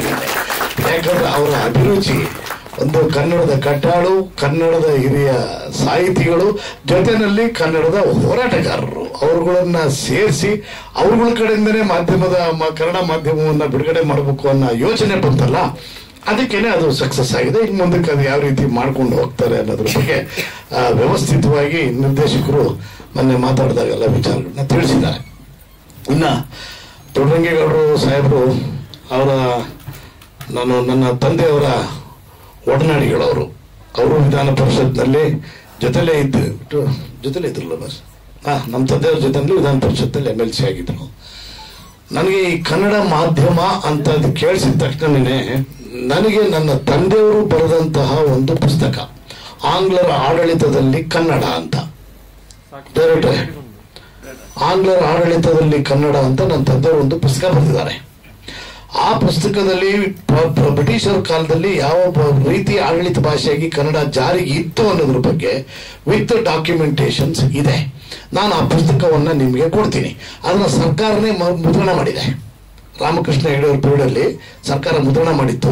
ಆ ಪುಸ್ತಕ ಖಾಲಿ ಆಯಿತು ಅಂತ ಹೇಳಿ ಮತ್ತೆ ಮರುಮುದ್ರಣ ಮಾಡಿದ್ದಾರೆ ಇಲ್ಲಿ ಈ ಮೊನ್ನೆ ಸರ್ಕಾರದಲ್ಲಿ. ಸೊ ಆ ಪುಸ್ತಕನ ಕೊಡ್ತೀನಿ. ಪ್ರಾಯಶಃ ನಿಮ್ಮ ಕನ್ನಡ ಮಾಧ್ಯಮ ಚಿತ್ರದ ಕೆಲವು ವಿಚಾರಗಳಿಗೆ ಅದು ನಿಮಗೆ ಪೂರಕ ಆಗಬಹುದು ಅಂತ ಅನ್ಕೊಂಡು ಅದನ್ನ ನಾನು ನಿಮಗೆ ಕೊಡ್ತೀನಿ. ಈಗ ನಾನು ದೊಡ್ಡರಂಗೇಗೌಡರು ಸಾಹೇಬ್ರದ್ದು ವಿಚಾರ ಪ್ರಾಚೀನ ಭಾಷೆ ಅಳುವಿನಲ್ಲಿದೆ ಅನ್ನೋದಕ್ಕೆ ಅದನ್ನ ನನ್ನ ತಂದೆಯವರು ಭಾಷಣದಲ್ಲಿ ಹೇಳ್ತಾ ಇದ್ರು. ಯಾವ್ದನ್ನ ಕಾರ್ಯಕ್ರಮಕ್ಕೆ ಹೋಗ್ತಿದ್ದಂಗೆನೆ ದೀಪ ಹಚ್ಚಿದ್ರು. ಅಚ್ಚೇವು ಕನ್ನಡದ ದೀಪ ಅಂತ ಹಾಡು ಸ್ಟಾರ್ಟ್ ಆಗೋದು. ಅವಾಗ ನಮ್ಮ ತಂದೆ ಒಂದ್ಸಾರಿ ಸೀರಿಯಸ್ ಆಗಿ ನಿಲ್ಲಿಸ್ರಿ ಹಾಡನ್ನ ಅಂದ್ರು. DS ಕರ್ಕಿ ಸಾಹೇಬ್ರ ಅಂದ್ರೆ ಸಾಹಿತಿಗಳು DS ಕರ್ಕಿ ಬರೆದವರ ಕ್ಷಮೆ ಕೇಳಿ ನಾನು ಈ ಪದವನ್ನ ಅರ್ಧಕ್ಕೆ ನಿಲ್ಲಿಸ್ತಾ ಇದ್ದೀನಿ ಅಂತ ಅಂದ್ರು. ಎಲ್ರಿಗೂ ಆಶ್ಚರ್ಯ, ಇದ್ಯಾಕ್ರಿ ಇವ್ರು ಹಿಂಗ ಆಡ್ತಾವ್ರೆ ಅಂತೇಳಿ ಅಂತ. ಪಾಪ ಕರ್ಕಿ ಅವ್ರು ಬರೆದು ಹೋದ್ರು. ಏನು ಅಚ್ಚೇವು ಕನ್ನಡದ ದೀಪ ಅಂತ ಹಚ್ಚಿ 47 ವರ್ಷ ಆಗಿತ್ತು. ಅಂದ್ರೆ 47ನೇ ಇದದು. ಅವತ್ತು ಹಚ್ಚಿದ ಬತ್ತಿ, ನಮ್ಮ ಉತ್ತರ ಕರ್ನಾಟಕದ ಭಾಷೆಯಲ್ಲಿ ಮಾತಾಡ್ತಿದ್ರು ಅವರು. ಅವತ್ತು ಹಚ್ಚಿದ ಬತ್ತಿ ಒಣಗೋಗೈತಿ, ಒಳಗೆ ಹೆಣ್ಣಿಲ್ಲ. ಒಳಗೆ ಹೆಣ್ಣಿಲ್ಲ, ಬತ್ತಿನೂ ಮುಗಿದೋಗೈತಿ. ಇನ್ನು ಏನ್ ಹಚ್ಚೇವು ಕನ್ನಡದ ದೀಪನಪ್ಪ, ಹಚ್ಚಿದ್ದನ್ನು ಉಳಿಸ್ಕೊಳಕ್ಕೆ ಏನ್ ಬೇಕು ಅದನ್ನ ಮಾಡ್ರಿಲಿ ಅಂತ ಹೇಳಿ ಅದನ್ನ ಪರೋಕ್ಷವಾಗಿ ಹಂಗೆ ಹೇಳ್ತಾ ಇದ್ರು. ಅಂದ್ರೆ ನಶಿಸಿ ಹೋಗ್ತಾ ಇದೆ, ಅದನ್ನ ನಶಿಸಿ ಹೋಗದೇ ಇರೋ ಹಾಗೆ ಮೇಂಟೈನ್ ಮಾಡಬೇಕಾದ್ದು ನಮ್ಮ ಧರ್ಮ ಅಂತಕ್ಕಂಥದ್ದು. ಪಾಟೀಲ್ ಪುಟ್ಟಪ್ಪನವರು ದೊಡ್ಡ ಪತ್ರಕರ್ತರು. ಅವರು ನಮ್ಮ ತಂದೆಯವರು ಕನ್ನಡ ಕಾವಲು ಸಮಿತಿ, ಇವತ್ತಿನ ಅಭಿವೃದ್ಧಿ ಪ್ರಾಧಿಕಾರ, ಅವತ್ತು ಕನ್ನಡ ಕಾವಲು ಸಮಿತಿ, ಅದಕ್ಕೆ ಅಧ್ಯಕ್ಷರಾಗಿದ್ರು ಪಾಟೀಲ್ ಪುಟ್ಟಪ್ಪನವರು. ನಮ್ಮ ತಂದೆಯವರು ಸದಸ್ಯರಾಗಿದ್ರು. ಏನ್ ಬಣಕಾರ್ ಬೆಳಿಗ್ಗೆಯಿಂದ ರಾತ್ರಿ ತನಕ ಇಬ್ರು ಜನರಲ್ ಹಾಸ್ಟೆಲ್ ಇರ್ತಿದ್ರು. ಬೆಳಿಗ್ಗೆ 4:30-5 ಗಂಟೆಗೆ ನೋಡ್ರಿ ಅಲ್ಲಿ ಎದ್ದು ಬರೆಯಕತ್ತಿಯಲ್ಲಿ ನೀನು ಏನ್ ಮಾಡಕತ್ತಿದಿ ಅಂತ ಕೇಳಿದ್ರಂತೆ. ಇಲ್ಲ, ನಾನು ಆಂಗ್ಲರ ಆಡಳಿತದಲ್ಲಿ ಕನ್ನಡ ಅನ್ನೋ ಒಂದು ಪುಸ್ತಕ ಬರೀತಾ ಇದ್ದೀನಿ. ಏನೇನೇನೇನು ಅಂದ್ರು. ಆಂಗ್ಲರ ಆಡಳಿತದಲ್ಲಿ ಕನ್ನಡ ಅನ್ನೋ ಪುಸ್ತಕ ಬರೀತಾ ಇದ್ದೀನಿ ಅಂತ ಪುಟ್ಟಪ್ಪನವ್ರು ಅಂದಿದ್ದಾರೆ. ಅದಕ್ಕೆ ಅವ್ರಂದ್ರಂತೆ, ನೀನು ಕಾವಲು ಸಮಿತಿನಲ್ಲಿ ನನ್ನ ಜೊತೆನಲ್ಲೇ ಇದೆಯಾ, 380 ಸುತ್ತಲೆಗಳನ್ನು ಹೊರಡಿಸಿದೀವಿ. ಏನಕ್ಕೆ? ಆಡಳಿತ ಭಾಷೆಯಾಗಿ ಕನ್ನಡವನ್ನ ಜಾರಿಗೆ ತನ್ರಿ ಅಂತ ಹೇಳಿ ಸರ್ಕಾರದ ಸುತ್ತಲೇ ಓಡಿಸಿದ್ರು ಅಧಿಕಾರಿಗಳು ಕೇರ್ ಮಾಡ್ತಾ ಇಲ್ಲ. ಯಾರು? ಕನ್ನಡದ ಅಧಿಕಾರಿಗಳು. ಅಂಥದ್ರಲ್ಲಿ ಹೇಳಿ ಕೇಳಿ ಇಂಗ್ಲಿಷ್ ಅಧಿಕಾರಿಗಳು ಅಂತೀರ, ಅವ್ರು ಯಾವಾಗ ಯಾಕೆ ಕನ್ನಡ ಬಳಸಿದ್ರು? ಪ್ರಾಯಶಃ ನಿನಗೆ ಹುಚ್ಚಿಡ್ದಿದೆ. ಪಾಟೀಲ್ ಪುಟ್ಟಪ್ಪ ಅವ್ರ ಪದ ಇದು, ನಿನಗೂ ಹುಚ್ಚಿಡ್ದಿದೆ ಅಂತ. ಆಯ್ತು, ಹುಚ್ಚಿಡ್ದಿದೆ ಅಂದ್ರು. ಆಯ್ತು, ಇವರು ಎಂಟೈರ್ ಭಾರತದ ಎಲ್ಲಾ ಪ್ರಾಚೀನ ಪ್ರಾಚ್ಯವಸ್ತು ಸಂಗ್ರಹಾಲಯಗಳಿಗೆ ಹೋಗಿ ಎಲ್ಲ ಅಲ್ಲಿ ಡಾಕ್ಯುಮೆಂಟ್ಗಳನ್ನ ಕಲೆಕ್ಟ್ ಮಾಡಿಕೊಂಡು ಟಿಪ್ಪು ಸುಲ್ತಾನ್ ಅವರ ಆಸ್ಥಾನದಲ್ಲಿ ಕೆಲಸ ಮಾಡ್ತಿದ್ದಂತಹ ಯೋಧರು, ಅಂದ್ರೆ ಏನು ಯೋಧರಿದ್ರು, ಅವರು ಇಲ್ಲೊಂದು ಪಟ್ಟಿಯನ್ನ ಕಟ್ಕೊಂತಿದ್ರು. ಅಂದ್ರೆ ಅದು ಕಬ್ಬಿಣದ ಮೋಲ್ಡ್ ಇತ್ತು. ಆ ಮೊಹರ್ನಲ್ಲಿ ಟಿಪ್ಪು ಸುಲ್ತಾನನ ಆಸ್ಥಾನ ಅಂತ ಅವನು ಕನ್ನಡದಲ್ಲಿ ಹಚ್ಚಾಕ್ಸಿದ್ದ. ಯಾರು? ಟಿಪ್ಪು ಸುಲ್ತಾನ್. ಬಹಳಷ್ಟು ಜನ ಟಿಪ್ಪು ವಿರೋಧಿ ಪರದಿ ಅಂತಾರೆ, ಆದ್ರೆ ಅದು ಡಾಕ್ಯುಮೆಂಟ್ ಸಮೇತ ಇದೆ ಅದು. ಸೊ ಅಂತ ಒಂದೆಲ್ಲ ಇದಾವೆ ಅಂದಾಗ ಅಂತವನ್ನೆಲ್ಲ ಹುಡ್ಕೊಂಡು ಬಂದು ಕೊನೆಗೆ ಅದು ಆ ಪುಸ್ತಕದ ಬಿಡುಗಡೆ ಸಮಾರಂಭ ಯುವಾನಿಕಾನಲ್ಲಿ ನಡೀತು.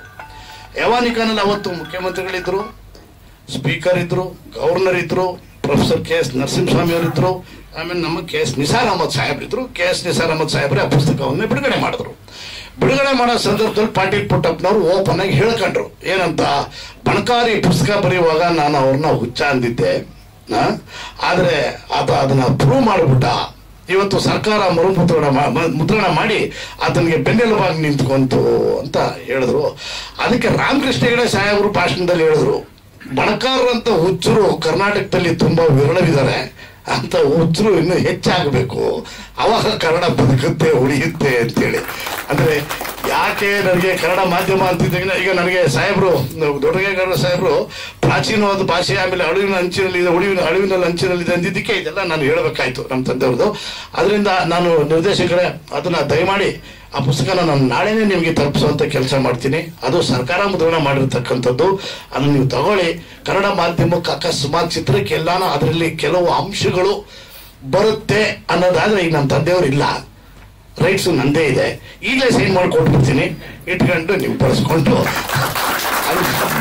ಯಾಕಂದ್ರೆ ಅನುಭವ ಮಂಟಪ ಪ್ರಕಾಶನ ನನ್ನ ತಂದೆಯವ್ರದು, ಈಗ ನಮ್ಮ ತಾಯಿಯವರು ಇಲ್ಲ. ಈಗ ಅದು ನನ್ನ ಸೈನಿಂಗ್ ಅಥಾರಿಟಿಲಿದೆ. ಅದನ್ನ ಅಲ್ಲಿ ಏನೇ ಬಳಸ್ಕೊಳ್ಳೋದಾದ್ರೂ ಕೂಡ ಬಳಸ್ಕೊಳ್ಳಿ. ಅಕಸ್ಮಾತ್ ಬಳಸ್ಕೊಂಡ್ರೆ ಅದನ್ನ ಹೇಳ್ಬಿಟ್ಟು ಬಳಸ್ಕೊಂಡ್ರಿ ಅಷ್ಟೇ, ಇನ್ನೇನು ಅದಕ್ಕೆ ಹಣಕಾಸು ಕೊಡಕ್ ಹೋಗ್ಬೇಡಿ. ಇಷ್ಟನ್ನ ನಾನು ಈ ಸಂದರ್ಭದಲ್ಲಿ ಹೇಳಿ, ನನ್ನ ಸಹೋದ್ಯೋಗಿ ಒಬ್ರು ಹಾಸ್ಪಿಟ್ಲ್ಗೆ ಅಡ್ಮಿಟ್ ಆಗಿದ್ದಾರೆ. ಈಗ ನನಗೆ ಇಲ್ಲಿ ಬಂದ ತಕ್ಷಣ ಫೋನ್ ಬಂತು. ನಾನು ನಮ್ಮ ದೊಡ್ಡರಂಗೇಗೌಡ ಸಾಹೇಬ್ರದ್ದು ಮತ್ತೆ ಪ್ರವೀಣ್ ಶೆಟ್ಟಿ ಸಾಹೇಬ್ರದ್ದು ಇಬ್ಬರದ್ದು ಮತ್ತೆ ಎಲ್ಲ ಚಿತ್ರತಂಡದವ್ರನ್ನ ಕ್ಷಮೆ ಕೇಳ್ತಾ ನಾನು ನಿರ್ಗಮಿಸಬೇಕಾಗಿದೆ, ದಯಮಾಡಿ ಅವಕಾಶ ಮಾಡಿಕೊಡಿ ಅಂತ ಹೇಳಿ. ಮಾತಿಗೆ ಒಂದು ಅನುಬಂಧ, ಮಹಾದೇವ್ ಬಣಕಾರ್ ಅವರು ಮಾಡಿದ ಬಹಳ ಒಳ್ಳೆ ಕೆಲಸಗಳಲ್ಲಿ ಒಂದು, ಅದನ್ನು ಅವರು ಸ್ಮರಿಸೋಕ್ಕಾಗಲಿಲ್ಲ. ನಾನು ಅದಕ್ಕೆ ಸಾಕ್ಷಿ. ನಾನು ಅದಕ್ಕೆ ಬೆಳಗಾಮಲ್ಲಿ ಒಬ್ಬ ಆಂಗ್ಲ ಅಧಿಕಾರಿ ಇದ್ದ. ಅವನು ಮೂಲತಃ ಅವನು ನ್ಯಾಯಾಧೀಶ. ಅವನು ಕನ್ನಡದಲ್ಲಿ ತೀರ್ಪು ಕೊಡ್ತಾನೆ 100 ವರ್ಷದ ಹಿಂದೆ. ಕನ್ನಡದಲ್ಲಿ ತೀರ್ಪು ಕೊಡ್ತಾನೆ 100 ವರ್ಷದ ಹಿಂದೆ. ಇದು ಬಹಳ ಮೆಚ್ಚಬೇಕಾದಂಥ ಅಂಶ. ಅವರದನ್ನ ಹೇಳುವುದನ್ನು ಮರ್ತರು ಅಂತ ಕಾಣುತ್ತೆ. ಆದ್ರಿಂದ ಇಂಥವ್ರು ಎಲ್ಲೋ ಎಲೆಮರೆ ಹೂವುಗಳು ಬೇಕಾದಷ್ಟು ಇದೆ. ಆಮೇಲೆ ಕೇವಲ 11 ವರ್ಷದಲ್ಲಿ ಡಾಕ್ಟರ್ DS ಶಿವಪ್ಪನವರು ಎಂಥ ಅದ್ಭುತವಾದ ಕೆಲಸ ಮಾಡಿದ್ದಾರೆ ಅಂದರೆ, ಆಂಗ್ಲ ಭಾಷೆಯಲ್ಲಿ ಇರುವ ವೈದ್ಯಕೀಯ ಎಲ್ಲ ಪದಗಳನ್ನ ಕನ್ನಡದಲ್ಲಿ ತಂದು ವೈದ್ಯಕೀಯ ಕನ್ನಡ ಪದಕೋಶ ನಿರ್ಮಾಣ ಮಾಡಿದ್ದಾರೆ. ಕನ್ನಡದಲ್ಲಿ ಆಗೋದೇ ಇಲ್ಲ ಬರೆಯೋಕೆ ಅಂತ ಹೇಳಿದವರು. ಪ್ರೊಫೆಸರ್ ನಾಗಲೋಟಿ ಮಠ ಅನ್ನುವರು ಕನ್ನಡದಲ್ಲಿ ವಿಜ್ಞಾನವನ್ನ ಬಹಳ ನಿರರ್ಗಳವಾಗಿ ಬರೆದು 7ನೇ ತರಗತಿಯ ಶಾಲೆಯ ಮಗು ಕೂಡ ಅದನ್ನು ಓದಿ ಅರಗಿಸ್ಕೊಳ್ಬಲ್ದು ಅಷ್ಟು ಒಳ್ಳೆಯ ಸುಲಲಿತ ಕನ್ನಡವನ್ನ ಪ್ರೊಫೆಸರ್ ನಾಗಲೋಟಿ ಮಠ ಬಹುಶಃ ಪುಸ್ತಕದಲ್ಲಿ ಲೇಖನಗಳಲ್ಲಿ ಮಾಡಿದ್ದಾರೆ. ಇಂಥ ವಿಷಯಗಳು ನಮಗೆ ಗೊತ್ತಿದ್ರೆ ನಮ್ಮ ಮಕ್ಕಳಿಗೆ ನಾವು ಹೇಳೋದಕ್ಕೆ ಅನುಕೂಲ ಆಗ್ತಾ ಹೋಗುತ್ತೆ. ಈಗ ಪ್ರವೀಣ್ ಶೆಟ್ಟರು ಮಾತಾಡ್ತಾರೆ. ಇಲ್ಲಿ ಆಸೀನರಾಗಿರುವಂತಹ ಸಾಹಿತಿಗಳು, ಚಿತ್ರ ಸಾಹಿತಿಗಳು, ಕರ್ನಾಟಕದ ರಾಜಕೀಯದಲ್ಲಿ MLCಗಳಾಗಿ ಕನ್ನಡದ ಬಗ್ಗೆ ಹುಡುಕಾಟವನ್ನ ಮಾಡಿದಂಥವರು, ಇವತ್ತು ಕನ್ನಡ ರಾಜ್ಯದ ಆಡಳಿತ ಭಾಷೆ ಆಗಬೇಕು, ಕನ್ನಡದಲ್ಲೇ ಎಲ್ಲ ಸಿಗ್ಬೇಕನ್ನುವಂತ ಕನಸನ್ನ ಕಟ್ಕೊಂಡಂತ ದೊಡ್ಡರಂಗೇಗೌಡರು ಕನ್ನಡ ಮಾಧ್ಯಮ ಅನ್ನುವಂತ ಚಿತ್ರ ಪೋಸ್ಟರ್ ಬಿಡುಗಡೆಗೆ ಬಂದಿದ್ದಾರೆ. ನಮಗೂ ಸಹ ಖುಷಿ ಆಗುತ್ತೆ. ಕನ್ನಡ ಎಲ್ಲಿದೆಯೋ ನಾವು ಅಲ್ಲಿ ಖಂಡಿತವಾಗಲೂ ನಾವೆಲ್ಲರೂ ಸಹ ಅಲ್ಲಿ ಇರ್ತೀವಿ. ಆ ಚಿತ್ರಕ್ಕೆ ಬಲವನ್ನ ಕೊಡುವಂತ ಕೆಲಸ ನಾವೆಲ್ಲರೂ ಸಹ ಮಾಡ್ತೀವಿ. ಬಣಗಾರರು ಈಗ ತಾನೇ ಹೋದ್ರು, ನಿರ್ಮಾಪಕ ಸಂಘದ ಅಧ್ಯಕ್ಷರು. ವಿಶೇಷವಾಗಿ ಈ ಚಿತ್ರಕ್ಕೆ ಹಣವನ್ನ ವೆಂಕಟೇಶ್ ಅವರು ಹಾಕ್ತಾ ಇದ್ರೆ ಅವರ ಧೈರ್ಯವನ್ನ ಮೆಚ್ಚಲೇಬೇಕಾಗತ್ತೆ. ಅದೇ ರೀತಿ ನಿರ್ದೇಶನವನ್ನ ಮಾಡ್ತಾ ಇದ್ದಂತ ಅಖಿಲ್ ಅತ್ಯಂತ ಪ್ರತಿಭಾವಂತ ಹುಡುಗ. ಅವನ ಜೀವನನೇ ಒಂದು ಆಕ್ಟಿಂಗ್. ಅಂದ್ರೆ ಎಲ್ಲಿ ಯಾವ ಕೆಲಸ ಮಾಡಬೇಕು ಅಲ್ಲಿ ನಗುನಗುತ್ತಾ ಖುಷಿಯಾಗಿ ಆ ಕೆಲಸಗಳನ್ನ ಮಾಡ್ತಾ ಇರುವಂತವ್ನು. ನಾನು ಅವನ ಚಿಕ್ಕ ಹುಡುಗನಿಂದ ಬಲ್ಲೆ. ಅವನ ಹತ್ರ ಅನೇಕ ಸಂದರ್ಭದಲ್ಲಿ ಕನ್ನಡದ ಹಾಡುಗಳನ್ನ ಆಡಿಸ್ತಾ ಇದ್ದೆ. ಸುಮ್ಮನೆ ಕೂತ್ಕೊಂಡು ಅವಾಗ ಒಂದು ಹಾಡು ಹೇಳೋ ಅಂತಿದ್ದೆ. ಅವನೇನ್ ಮುಲಾಜಿದ್ದಿಲ್ಲ, ಅವಾಗಲೇ ಹಾಡನ್ನು ಹೇಳ್ತಾ ಇದ್ದ. ಅದಾದ್ಮೇಲೆ ಮಾಧ್ಯಮದಲ್ಲಿ ಕ್ಯಾಮ್ರಾ ಇಟ್ಕೊ ಬರ್ತಿದ್ದ, ಮಾಧ್ಯಮದಲ್ಲಿ ಕೆಲಸ ಮಾಡ್ದ. ಅದಾದ್ಮೇಲೆ ನಾವೊಂದು ಸೈರನ್ ಸಿನಿಮಾ ಅಂತ ನಮ್ಮ ಸ್ನೇಹಿತರೆಲ್ಲ ಮಾಡಿದವಾಗ ಅಲ್ಲೂ ಸಹ ಒಳ್ಳೆ ಆಕ್ಟಿಂಗ್ ಅನ್ನ, ವಿಲನ್ ಆಕ್ಟಿಂಗ್ ಬಾರಿ ಅದ್ಭುತವಾಗಿ ಮಾಡಿದ್ದಾನೆ. ಈಗ ನಿರ್ದೇಶನ ಮಾಡ್ತಾ ಇದ್ದಾನೆ. ಶುಭವಾಗಲಿ. ಕನ್ನಡ ಹೆಸರನ್ನ ಇಟ್ಕೊಂಡು ಮಾಡ್ತಾ ಇದ್ದೀರಾ, ನಿಮ್ಮ ತಂಡಕ್ಕೆ ಶುಭವಾಗಲಿ. ನಾವೆಲ್ಲ ಕನ್ನಡ ಎಲ್ಲಿರುತ್ತೋ ಅಲ್ಲಿ ಇರ್ತೀವಿ. ಆ ಚಿತ್ರದ ಪೋಸ್ಟರಲ್ಲೇ ಗೊತ್ತಾಗತ್ತೆ. ಕನ್ನಡ ಶಾಲೆಯಲ್ಲಿ ತಾಯಿ ಮಗನ್ನ ಕರ್ಕೊಂಡು ಬರ್ತಾ ಇರುವಂತದ್ದು. ಅದರಲ್ಲಿ ಮಿಲಿಟರಿ ಆ ಗುಂಡಿನ ಸೌಂಡ್ ಅನ್ನ ಕೇಳಿಸ್ತಾ ಇದ್ದೀರಾ. ದೇಶ ಪ್ರೇಮ ಇದೆ, ನಾಡ ಪ್ರೇಮ ಇದೆ. ಸರ್ಕಾರಿ ಶಾಲೆ ಅಂದ್ರೆ ಸರ್ಕಾರಿ ಶಾಲೆಯಲ್ಲಿ ಓದಂತ ಮಕ್ಕಳಿಗೆ ಸಂಸ್ಕಾರ ಇದೆ. ತಂದೆ, ತಾಯಿ, ಮಾಮ, ಚಿಕ್ಕಪ್ಪ, ದೊಡ್ಡಪ್ಪ ಆ ಕುಟುಂಬದ ಜೊತೆ ಬದುಕ್ತಾರೆ. ಏನ್ ಮಾಡ್ರೆ ಏನಾಗುತ್ತೆ, ಎಲ್ಲಿ ಹೋಗಿ ಹೇಗೆ ಬದುಕ್ಬೋದು ಅನ್ನುವಂಥದ್ದು ನಾವೆಲ್ಲ ಸರ್ಕಾರಿ ಶಾಲೆಯಲ್ಲಿ ಒಂದೇ ಚಡ್ಡಿಯಲ್ಲಿ ಒಂದು ವಾರ ಎಲ್ಲ ಓದಂತವ್ರು ಇಲ್ಲ. ತುಂಬಾ ಜನ ಸರ್ಕಾರಿ ಶಾಲೆಯಲ್ಲಿ ಓದವ್ರು ಇರುವಂತದ್ದು ಅನ್ಸುತ್ತೆ. ಆದ್ರಿಂದ ಈ ಚಿತ್ರ ಯಶಸ್ವಿ ಆಗ್ಲಿ. ನಾವು ಈ ತಂಡದ ಜೊತೆ ಇರ್ತೀವಿ. ಶುಭವಾಗಲಿ ಅಖಿಲ್ ಅವರೇ, ವೆಂಕಟೇಶ್ ಅವರೇ, ಮತ್ತೆಲ್ಲ ಆ ಕಥೆಯನ್ನ ಬರೆದಂತ ಸವಾದ್ ಅವರೇ. ಸರ್ಕಾರಿ ಶಾಲೆಯಲ್ಲಿ ಓದಿದಿರೋ ಇಲ್ಲೋ ಗೊತ್ತಿಲ್ಲ, ಓದಿದಿರ ಅಲ್ವಾ? ಈ ಕಾನ್ವೆಂಟ್ ಅಲ್ಲಿ ಓದಿದ್ವಿ. ಸರ್ಕಾರಿ ಶಾಲೆ ಮಕ್ಕಳ ಬಗ್ಗೆ ಸ್ಟಡಿ ಮಾಡಿದಿರ, ನೋಡಿದಿರ? ಅದನ್ನ ನೋಡೋದೇ, ಸರ್ಕಾರಿ ಶಾಲೆ ಮಕ್ಕಳು ನೋಡೋದೇ ಖುಷಿ. ಶುಭವಾಗಲಿ ಅಂತೇಳಿ ನಾನು ಮಾತು ಮುಗಿಸ್ತೀನಿ. ನಮಸ್ಕಾರ. ಧನ್ಯವಾದ. ಎಲ್ಲ ಮಾಧ್ಯಮ ಮಿತ್ರರಿಗೆ ಶುಭ ಸಂಜೆ. ಆಮೇಲೆ ಹಿರಿಯ ಸಾಹಿತಿಗಳಾದ ದೊಡ್ಡರಂಗೇಗೌಡರು, ಆಮೇಲೆ ಪ್ರವೀಣ್ ಶೆಟ್ರು, ಉಮೇಶ್ ಬಣ್ಕರ್ ಸರ್ ಇದ್ರು, ಈಗ ಹೊರಟಿದ್ದಾರೆ. ಆಮೇಲೆ ವೇದಿಕೆ ಮೇಲಿರುವ ಎಲ್ಲ ಗಣ್ಯರಿಗೆ, ನಿರ್ದೇಶಕರಿಗೆ, ಆಮೇಲೆ ಟಿನ್ ಹಣ ಹಾಕುವ ನಿರ್ಮಾಪಕರಿಗೆ ಎಲ್ಲರಿಗೂ ನಮಸ್ಕಾರಗಳು. ಕನ್ನಡ ಮಾಧ್ಯಮ ಇದು ಆ ಒಂದು ಸೌಂಡೇ ಬಹಳ ಸೊಗಸಾಗಿದೆ. ಯಾಕಂದ್ರೆ ನಾವು ಓದಕ್ಕಾಗ್ಲಿಲ್ಲ ಕನ್ನಡ ಮಾಧ್ಯಮದಲ್ಲಿ, ಬಟ್ ನಮ್ಮ ಮನೆ ಹತ್ರನೇ ಇತ್ತು. ಬಟ್ ನಾವೆಲ್ಲ ಆಟ ಆಡಕ್ಕೆ ಹೋದಾಗ ಅದೇ ಸ್ಕೂಲ್ ಗ್ರೌಂಡಲ್ಲಿ ಆಡ್ತಾ ಇದ್ವಿ ನಾವು, ಸ್ಯಾಟರ್ಡೆ ಸಂಡೇ ಇದ್ದಾಗ. ಇಲ್ಲಿ ಈ ಚಿತ್ರದಲ್ಲಿ ನನ್ನ ಪಾತ್ರ ಒಂದು ನೆಗೆಟಿವ್ ಶೇಡ್ ಇದೆ. ಸದ್ಯಕ್ಕೆ ಪೊಲೀಸ್ ಇಲ್ಲ, ಯಾಕಂದ್ರೆ ಪ್ರತಿ ಪಿಕ್ಚರ್ ನಮ್ಗೆ ಪೊಲೀಸ್ ಕ್ಯಾರೆಕ್ಟರ್ ಕೊಟ್ಟು ಸರ್ ಹೇಳಿದಾಗ ಒಂದು ಪಾತ್ರ ಇದನ್ನು ಮಾಡ್ಲೇಬೇಕು ಅಂತ. ಸರ್ ಪೊಲೀಸ್ ಎಲ್ಲ ತಾನೇ ಅಂದೆ. ಖಂಡಿತ ಅಂತಂದ್ರು. ಆಮೇಲೆ ನನ್ಗೂ ಇವ್ರಿಗೂ ಪರಿಚಯ ಆಗಿತ್ತು ಡೆವಿಲ್ ಬ್ರದರ್ಸ್ ಅನ್ನೋ ಒಂದು ಚಿತ್ರದಲ್ಲಿ. ಅಲ್ಲಿ ಇವ್ರದೇ ಡೈಲಾಗ್ಸ್. ಆಮೇಲೆ ಇನ್ನೂ ಒಂದೇನಂದ್ರೆ ಆ ಮಂಗಳೂರು ಸ್ಲ್ಯಾಂಗ್ ಅಲ್ಲಿ ಬರ್ಬೇಕಿತ್ತು ಡೈಲಾಗ್ಸ್. ನಮ್ದು ಬೆಂಗಳೂರಲ್ಲಿದ್ದು, ನಮ್ದು ಲೋಕಲ್ ಬೆಂಗಳೂರು ಲ್ಯಾಂಗ್ವೇಜ್ ಆ ಸ್ಲ್ಯಾಂಗು.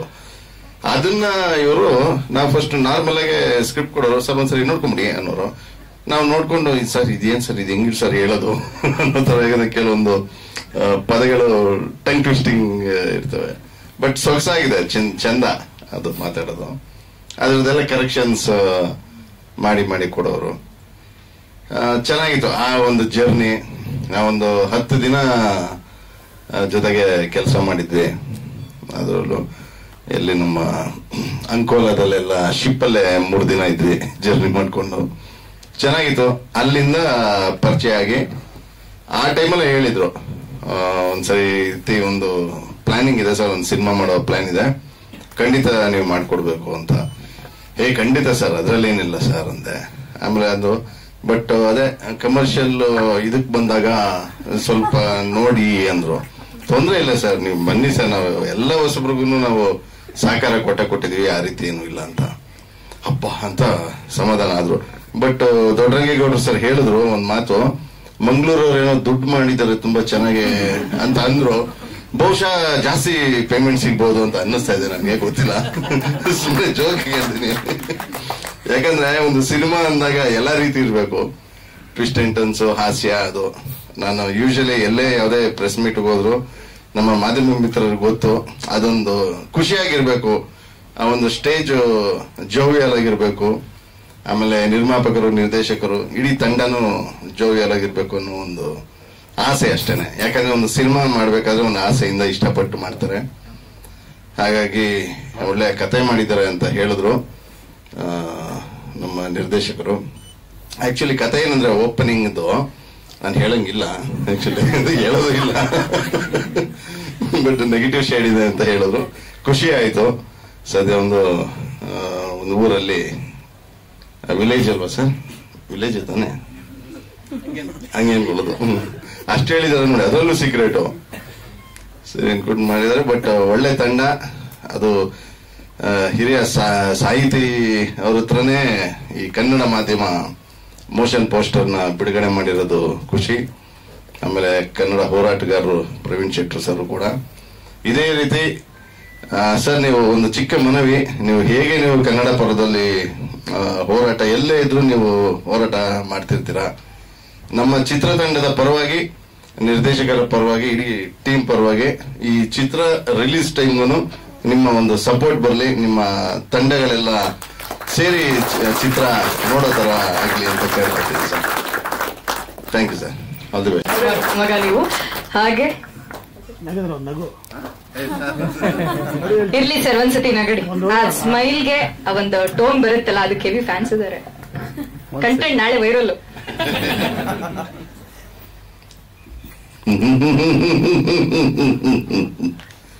ಹೊರಗೋ ನೀನಿನ್ನು ಮಗೋ, ಇಲ್ಲಿ ಯಾರು ರಘು ಅನ್ನೋರು ಇಲ್ಲ ಅಲ್ಲ? ಮಾಡ್ಕೊಂಬಿಡಿ. ಹಾಗೆ ಈ ಚಿತ್ರದ ಪೋಸ್ಟ್. ಎಲ್ರಿಗೂ ನಮಸ್ಕಾರ. ದಯವಿಟ್ಟು ಕ್ಷಮೆ ಇರಲಿ, ಕೂತ್ಕೊಂಡು ಮಾತಾಡ್ತಾ ಇದ್ದೀನಿ ನಿಮ್ಮ ಎದುರು. ನಾನು ಸ್ಟ್ಯಾಂಡ್ ಅಪ್ ಮಾತಾಡ್ತಿದ್ದು. ಓಕೆ, ಗಣ್ಯ ವ್ಯಕ್ತಿಗಳಾಗಿ ಬಂದಂತಹ ಎಲ್ಲ ಗಣ್ಯ ವ್ಯಕ್ತಿಗಳಿಗೂ ಅನಂತ ಧನ್ಯವಾದಗಳು.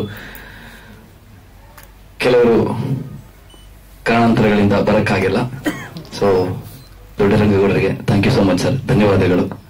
ಹಾಗೆ ಪ್ರವೀಣ್ ಶೆಟ್ಟಿ ಸರ್ ಅವರಿಗೂ ಕೂಡ thank you so much sir, ಧನ್ಯವಾದಗಳು. ಹಾಗೆ ರಿಜ್ವಾನ್ ಬಾಪನಾಡು ಅವರು ಕೂಡ ಮಂಗಳೂರಿಂದ ಬಂದಿದ್ದಾರೆ. ಜೊತೆಗೆ ಮಧುಸೂದನ್ ಟೋಕ್ಲ ಅವರು ಕೂಡ thank you so much sir. ಹಾಗೆ ನಾಗೇಂದ್ರ ಸರ್, ನನಗೆ ಮಾತಾಡಕ್ ಅಷ್ಟೊಂದು ಬರಲ್ಲ, ಯಾಕಂತ ಸರ್ ಹೇಳ್ದಂಗೆ ಒಂದೆರಡು ಲೈನ್ ಹಾಡು ಆಡಬಹುದು ಅಷ್ಟೇ. ಸಿನಿಮಾದ ಬಗ್ಗೆ ಹೇಳಬೇಕು ಅಂತ ಹೇಳಿದ್ರೆ,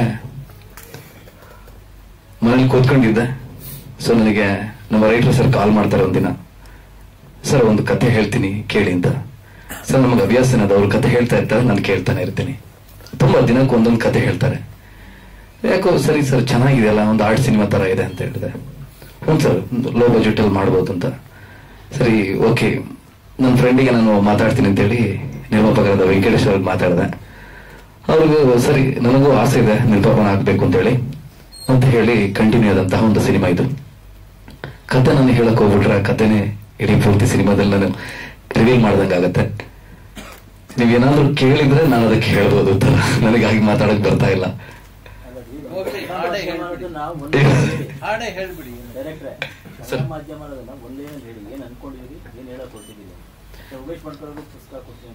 ಹೌದು ಸರ್.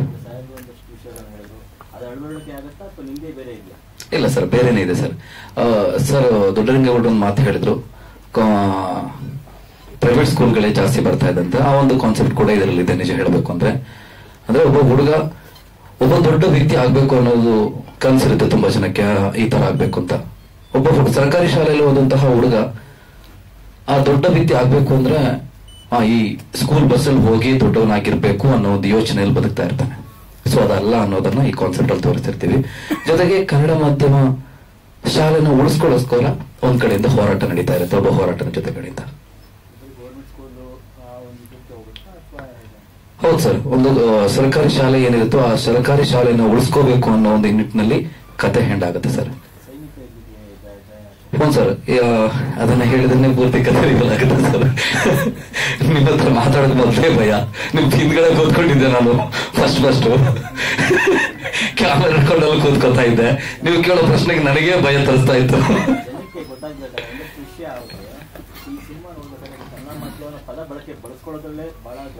ಹೌದು ಸರ್, ಹೌದು ಸರ್,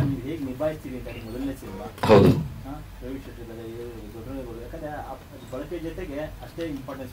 ಹೌದು ಸರ್. ಸರ್ ಅದು ನಾನು ಹೇಳೋದಿಲ್ಲ ಸರ್, ಇದೆ ಸರ್. ಆಕ್ಚುಲಿ ಅವನಿಗೆ ಆ ಹೋರಾಟಗಾರನಿಗೆ ದೇಶವನ್ನ ಕಾಯ್ಬೇಕು ಅಂತ ಇರುತ್ತೆ. ಅದೇ ಹೇಳೋದಿಲ್ಲ ಸರ್, ಅದೇ ಇರೋದು ಸರ್ ಪೂರ್ಣ ಕತೆ. ನೀವು ಬಾಯಿ ಬಿಡಿಸ್ತಾ ಇದ್ದೀರಾ ಸರ್? ಆಕ್ಚುಲಿ ಎರಡೇ ಹಾಡಿರೋದು ಸರ್. ಆಕ್ಚುಲಿ ಒಂದು ಕನ್ನಡದ ಹೋರಾಟದ ಪರವಾಗಿದೆ, ಒಂದು ಅಮ್ಮ ಮಗನ ತಾಯಿ ಮತ್ತು ಮಗನ ಸೆಂಟಿಮೆಂಟ್ ಅಲ್ಲಿ. ಸೊ ಬ್ಯಾಕ್ ಡ್ರಾಪ್ ಅಲ್ಲಿ ಓಡುವಂತಹ ಸಾಂಗ್ಸ್ ಎರಡು ಸಾಂಗ್ಸ್ ಇದೆ, ಥೀಮ್ ಸಾಂಗ್ಸ್. ಹಿಂದೆ ಕನ್ನಡ ಮಾಧ್ಯಮದ ಬಗ್ಗೆ ಒಂದು ಸಿನಿಮಾ ಬಂದಿತ್ತು. ಹೌದು ಸರ್, ಅದು ಸರ್ಕಾರಿ ಶಾಲೆ ಉಳಿಸುವಂತದ್ದು, ಪ್ರಾರ್ಥನಾ ಅಂತ. ಓಕೆ, ಅದು ಅನಂತ್ನಾಗ್ ಮೇನ್ ಲೀಡ್ ಆಗಿ ಮಾಡಿದ್ರು. ಓಕೆ. ಸೊ ಅದು ಕೂಡ ಇದೇ ಸಬ್ಜೆಕ್ಟ್. ಅದರ ಹೊರತಾಗಿ ಇಲ್ಲಿ ಏನಿರುತ್ತೆ ಅಂತ ಇಲ್ಲ ಸರ್, ಇದೆ ಸರ್. ನಿಮ್ಗೆ ಅದೊಂದು ಎಲಿಮೆಂಟ್ಸ್ ಮಾತ್ರ ಸಿಗುತ್ತೆ ಒಂದ್ ಕಡೆಯಿಂದ.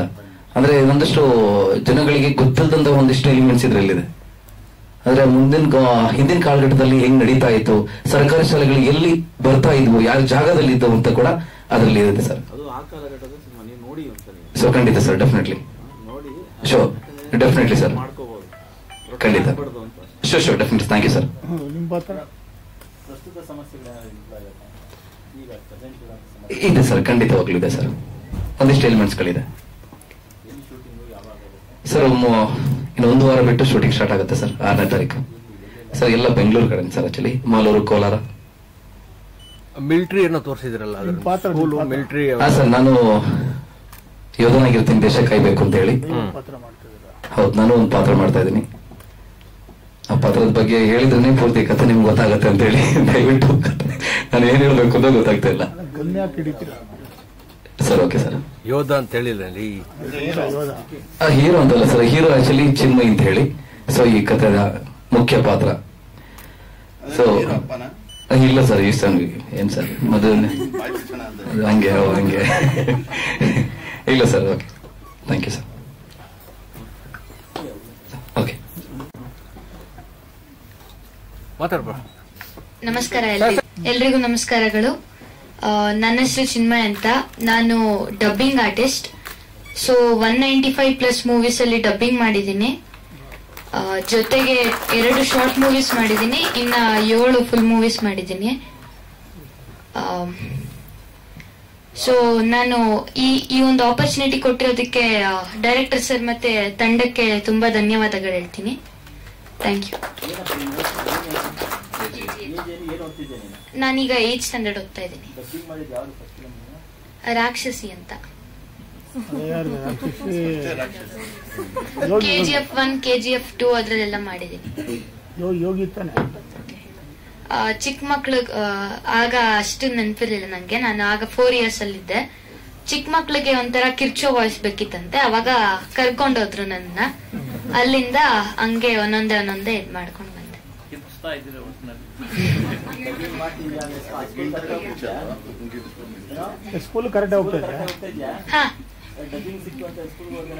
ಇಲ್ಲ, ಬರೀ ಸ್ಕೂಲ್ ಆದ್ಮೇಲೆ ಫ್ರೀ ಟೈಮ್ ಅಲ್ಲಿ ಮಾತ್ರ ಮಾಡೋದು.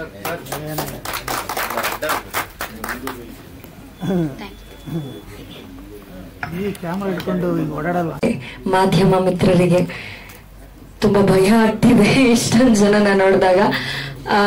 ಬಹಳ ಖುಷಿ ಆಗ್ತಿದೆ. ಒಂದು ಸಿನಿಮಾದಲ್ಲಿ ಅದು ನನ್ನದಲ್ಲದೆ ಇರುವಂತಹ ಪಾತ್ರ. ಯಾಕೆ ಅಂದ್ರೆ ನಾನು ಇದುವರೆಗೂ ಗುರುತಿಸ್ಕೊಂಡಿರೋದು ಹಾಸ್ಯ ಕಲಾವಿದೆಯಾಗಿ. ಆದ್ರೆ ಮೊದಲನೇ ಬಾರಿಗೆ ಒಂದು ಸೀರಿಯಸ್ ಎಮೋಷನಲ್ ಪಾತ್ರವನ್ನ ಕೊಟ್ಟಿದ್ದಾರೆ. ಟೈಟಲ್ ಹೆಸರು ಕೇಳ್ತಿದ್ದಂಗೆನೆ ಸಿನಿಮಾನ ಮಾಡ್ಬೇಕು ಅಂತ ಒಂದು ಪ್ರೀತಿ ಬಂತು. ಯಾಕೆ ಅಂತ ಅಂದ್ರೆ ನಾವು ಕೂಡ ಕನ್ನಡ ಮಾಧ್ಯಮದಲ್ಲೇ ಓದಿದಂತಹ ಒಂದು ವಿದ್ಯಾರ್ಥಿನಿ. ಸೊ ಬೇರೆ ಏನು ಹೇಳ್ಬೇಕು ಅಂತ ಗೊತ್ತಾಗ್ತಿಲ್ಲ. ನಮ್ ಬೆಂಗಳೂರಲ್ಲಿ ಕನ್ನಡ ಬಳಕೆ ಕಡಿಮೆ ಆಗಿದೆ, ಆದ್ರೆ ಕಾರ್ ಬಳಕೆ ಜಾಸ್ತಿ ಆಗಿರೋದ್ರಿಂದ ಇವತ್ತು ಬರೋದಕ್ಕೆ ತಡ ಆಯ್ತು. ಅದಕ್ಕೆ ತಮ್ಮೆಲ್ಲರಲ್ಲೂ ಒಂದು ಕ್ಷಮಾಪಣೆಯನ್ನ ಕೇಳ್ತಾ, ನಮ್ಮ ಚಿತ್ರತಂಡಕ್ಕೆ ತಮ್ಮ ಎಲ್ಲರ ಒಂದು ಪ್ರೋತ್ಸಾಹ ಆಶೀರ್ವಾದ ಇರ್ಬೇಕು ಅಂತ ಕೇಳ್ಕೊಂತ ಇದ್ದೀನಿ. Thank you. ನನ್ನ ಒಂದು ಪಾತ್ರ ಇವನ ತಾಯಿ ಪಾತ್ರ ಮಾಡ್ತಾ ಇದ್ದೀನಿ. ಸ್ವಲ್ಪ ಗಟ್ಟಿಗಿತ್ತಿನೇ, ಬಡವರಾದ್ರೂ ಕೂಡ ಆ ಬಡತನದಲ್ಲಿ ಗಟ್ಟಿತನವನ್ನ ತೋರಿಸ್ಕೊಂಡು ಜೀವನ ನಡೆಸ್ತಾ ಇರುವಂತಹ ಒಂದು ಮಿಡಲ್ ಕ್ಲಾಸ್ ಹೆಣ್ಣು ಮಗಳ ಪಾತ್ರ.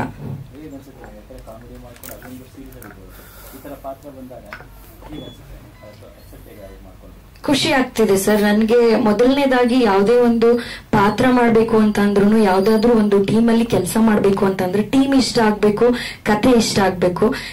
ನಾವು ಕಲಾವಿದ್ರು ಜಾಸ್ತಿ ಕಮರ್ಷಿಯಲಿ ಯೋಚನೆ ಮಾಡಿ ಕತೆಗಳನ್ನ ಅಥವಾ ಸಿನಿಮಾಗಳನ್ನ ಒಪ್ಕೊಳ್ಳೋ ಅಂತವ್ರು. ಆದ್ರೆ ಕೆಲವೊಂದು ಸರಿ ನಮ್ಮ ಆತ್ಮತೃಪ್ತಿಗೆ, ಮನಸ್ ಸಂತೋಷಕ್ಕೆ ಕೂಡ ಒಪ್ಕೊಂತೀವಿ. ಆ ರೀತಿಯಾಗಿ ಒಪ್ಕೊಂಡಂತಹ ಒಂದು ಚಿತ್ರ ಇದು. ಕನ್ನಡ ಮಾಧ್ಯಮ ಹೆಸರು ಕೇಳ್ತಿದ್ದಾಗೇನೆ ಇಷ್ಟ ಆಯ್ತು. ಹಾಗೆ ಬಂದು ಅವರು ನಮ್ಮ ಮನೆಗ್ ಬಂದು ನನ್ನನ್ನ ಅಪ್ರೋಚ್ ಮಾಡಿದಂತಹ ರೀತಿ ತುಂಬಾ ಇಷ್ಟ ಆಯ್ತು. ಸೊ ಹಾಗಾಗಿ ಒಂದು ಒಳ್ಳೆ ಟೀಮ್ ಜೊತೆ ಕೆಲಸ ಮಾಡುವಂತಹ ಭಾಗ್ಯ ಇದೆ. ಸೊ ಹಾಗಾಗಿ ಕಂಟಿನ್ಯೂ ಮಾಡೋಣ ಅಂತ ಹೇಳಿ ಒಪ್ಕೊಂಡೆ. ಧನ್ಯವಾದಗಳು. ಗಟ್ಟಿಗಿಟ್ಟಿ ಅಂತ ಹೇಳಿದ ಕೂಡಲೇ ನಮ್ಗೆ ಪಿ ಲಂಕೇಶ್ ಅವರ ಅವ್ವ ಅನ್ನುವಂತ ಒಂದು ಕವಿತೆ ಕಣ್ಮುಂದ್ ಬರುತ್ತೆ. ಅಂಡ್ ಇವ್ರು ಹೇಳಿದ್ರು ಭಯ ಆಗತ್ತೆ ಮಾತಾಡಕ್ಕೆ ಅಂತ. ಸಾವಿರಾರು ಜನರ ಮುಂದೆ ಆಂಕರಿಂಗ್ ಮಾಡಿದವ್ರು ಇವರು. ಸೊ ಭಯ ಏನು ಆಗಲ್ಲ, ಅದೇ ಭಾಷೆ. Yes yes. ಈಗ ನಿರ್ಮಾಪಕರು ಒಂದು ವಿಶ್ ಮಾಡ್ಬಿಡ್ಬೋದಾ ಸರ್? ದಯವಿಟ್ಟು ವಿಶ್ ಮಾಡ್ಬಿಡಿ ಸರ್. ಇಲ್ಲ, ಅವರು ಮಾತಿಗಿಂತ ಬೆಂಬಲ ಕೂಡ ಜಾಸ್ತಿ. ತುಂಬಾ ಕಡಿಮೆ ಮಾತಾಡಲ್ಲ. ನನ್ನ ಗೆಳೆಯ, ಆತ್ಮೀಯ ಗೆಳೆಯ, ಇವರು ತೋಟದ ಮನೆ ಇಟ್ಕೊಂಡಿದ್ದಾರೆ. ಸೊ ಒಂದಿಷ್ಟು ಹಸುಗಳು, ಕುರಿಗಳು, ಮೇಕೆ, ಕೋಳಿಗಳಿದೆ. ಒಂದಿಷ್ಟು ಇವರು ಕೃಷಿ, ಹೈನುಗಾರಿಕೆ ಮಾಡಿಕೊಂಡು ಜೀವನ ಮಾಡ್ಕೊಳ್ಳುವಂತಹ ವ್ಯಕ್ತಿ. ನಾನು ಅಪ್ರೋಚ್ ಆದ ತಕ್ಷಣ ಮಾಡಿ ಅಂತ ಹೇಳಿ ಮುಂದಕ್ಕೆ ಬಂದ್ರು. ಇದು ಅವ್ರದ್ದು ಇಷ್ಟೇ ಪ್ರೊಫೈಲ್ ಇರೋದು. ಮುಂದಕ್ಕೆ ಸರ್ ಇಲ್ಲ ಸರ್, ಇಲ್ಲ ನಿರ್ಮಾಪಕರಾಗಬೇಕು ಅಂತ ಅವರ ಕನಸು. ಹಾಗೆ ಸಾರಿ, ಕ್ಷಮೆ ಇರ್ಲಿ ಮಾಧ್ಯಮದವರಿಗೆ. ಅನ್ಕೊಂಡಿರೋ ಟೈಮಿಗೆ ಕಾರ್ಯಕ್ರಮ ಶುರುವಾಗಿಲ್ಲ, ದಯವಿಟ್ಟು ಬೇಜಾರು ಮಾಡ್ಕೋಬೇಡಿ. ನೀವಿಲ್ಲ ಅಂದ್ರೆ ನಾನಿಲ್ಲ. ನಾನೇನು ನಿಮ್ಮನ್ನ ಇಂಪ್ರೆಸ್ ಮಾಡ್ತಿಲ್ಲ, ನಿಮ್ಗೂ ಗೊತ್ತಿದೆ. ದಯವಿಟ್ಟು ಕ್ಷಮೆ ಇರ್ಲಿ. ಯಾಕಂದ್ರೆ ಆ ಕೆಲಸ ನನಗೆ ಗೊತ್ತಿದೆ. ನಾವು ಬೆಳಿಗ್ಗೆ 8 ಗಂಟೆಗೆ ಹೊರಡ್ತೀವಿ, 4-5 ಪ್ರೆಸ್ ಮೀಟ್ ಮುಗಿಸೋಷ್ಟೊತ್ತಿಗೆ ಸುಸ್ತಾಗ್ಬಿಟ್ಟಿರ್ತೀವಿ. ಸೊ ನೀವು ಎಲ್ಲೆಲ್ಲೋ ಇರ್ತೀರಾ, 4 ಗಂಟೆಗೆ ಅಂತ ಹೇಳ್ತಿರ್ತೀವಿ. ಸೊ ಇಲ್ಲಿ ರೀಚ್ ಆಗೋಷ್ಟೊತ್ತಿಗೆ 5 ಗಂಟೆ ಆಗುತ್ತೆ ಕಾರ್ಯಕ್ರಮ. ಸೊ ಅದಕ್ಕೋಸ್ಕರ ಕ್ಷಮೆ ಇರಲಿ, ದಯವಿಟ್ಟು ಕ್ಷಮಿಸಿ. ಎಲ್ಲರೂ ಕೂಡ ಕ್ಷಮಿಸ್ತಾರೆ ಅನ್ನುವಂತ ಒಂದು ನಂಬಿಕೆ ಒಂದಿಗೆ, ನೀವೆಲ್ಲ ಇದ್ದಂತವ್ರಲ್ವಾ. ಸೊ ಹಾಗಾಗಿ ಅವರಿಗೆ ಕೊನೆಯದಾಗಿ ಪೋಸ್ಟರ್ ಇದೆ, ಸೊ ಅವ್ರ ಕೈಯಲ್ಲಿ ಒಂದು ಫೋಟೋಸ್ ಕ್ಲಿಕ್ ಮಾಡೋಕ್ಕೋಸ್ಕರ. ಖಂಡಿತ.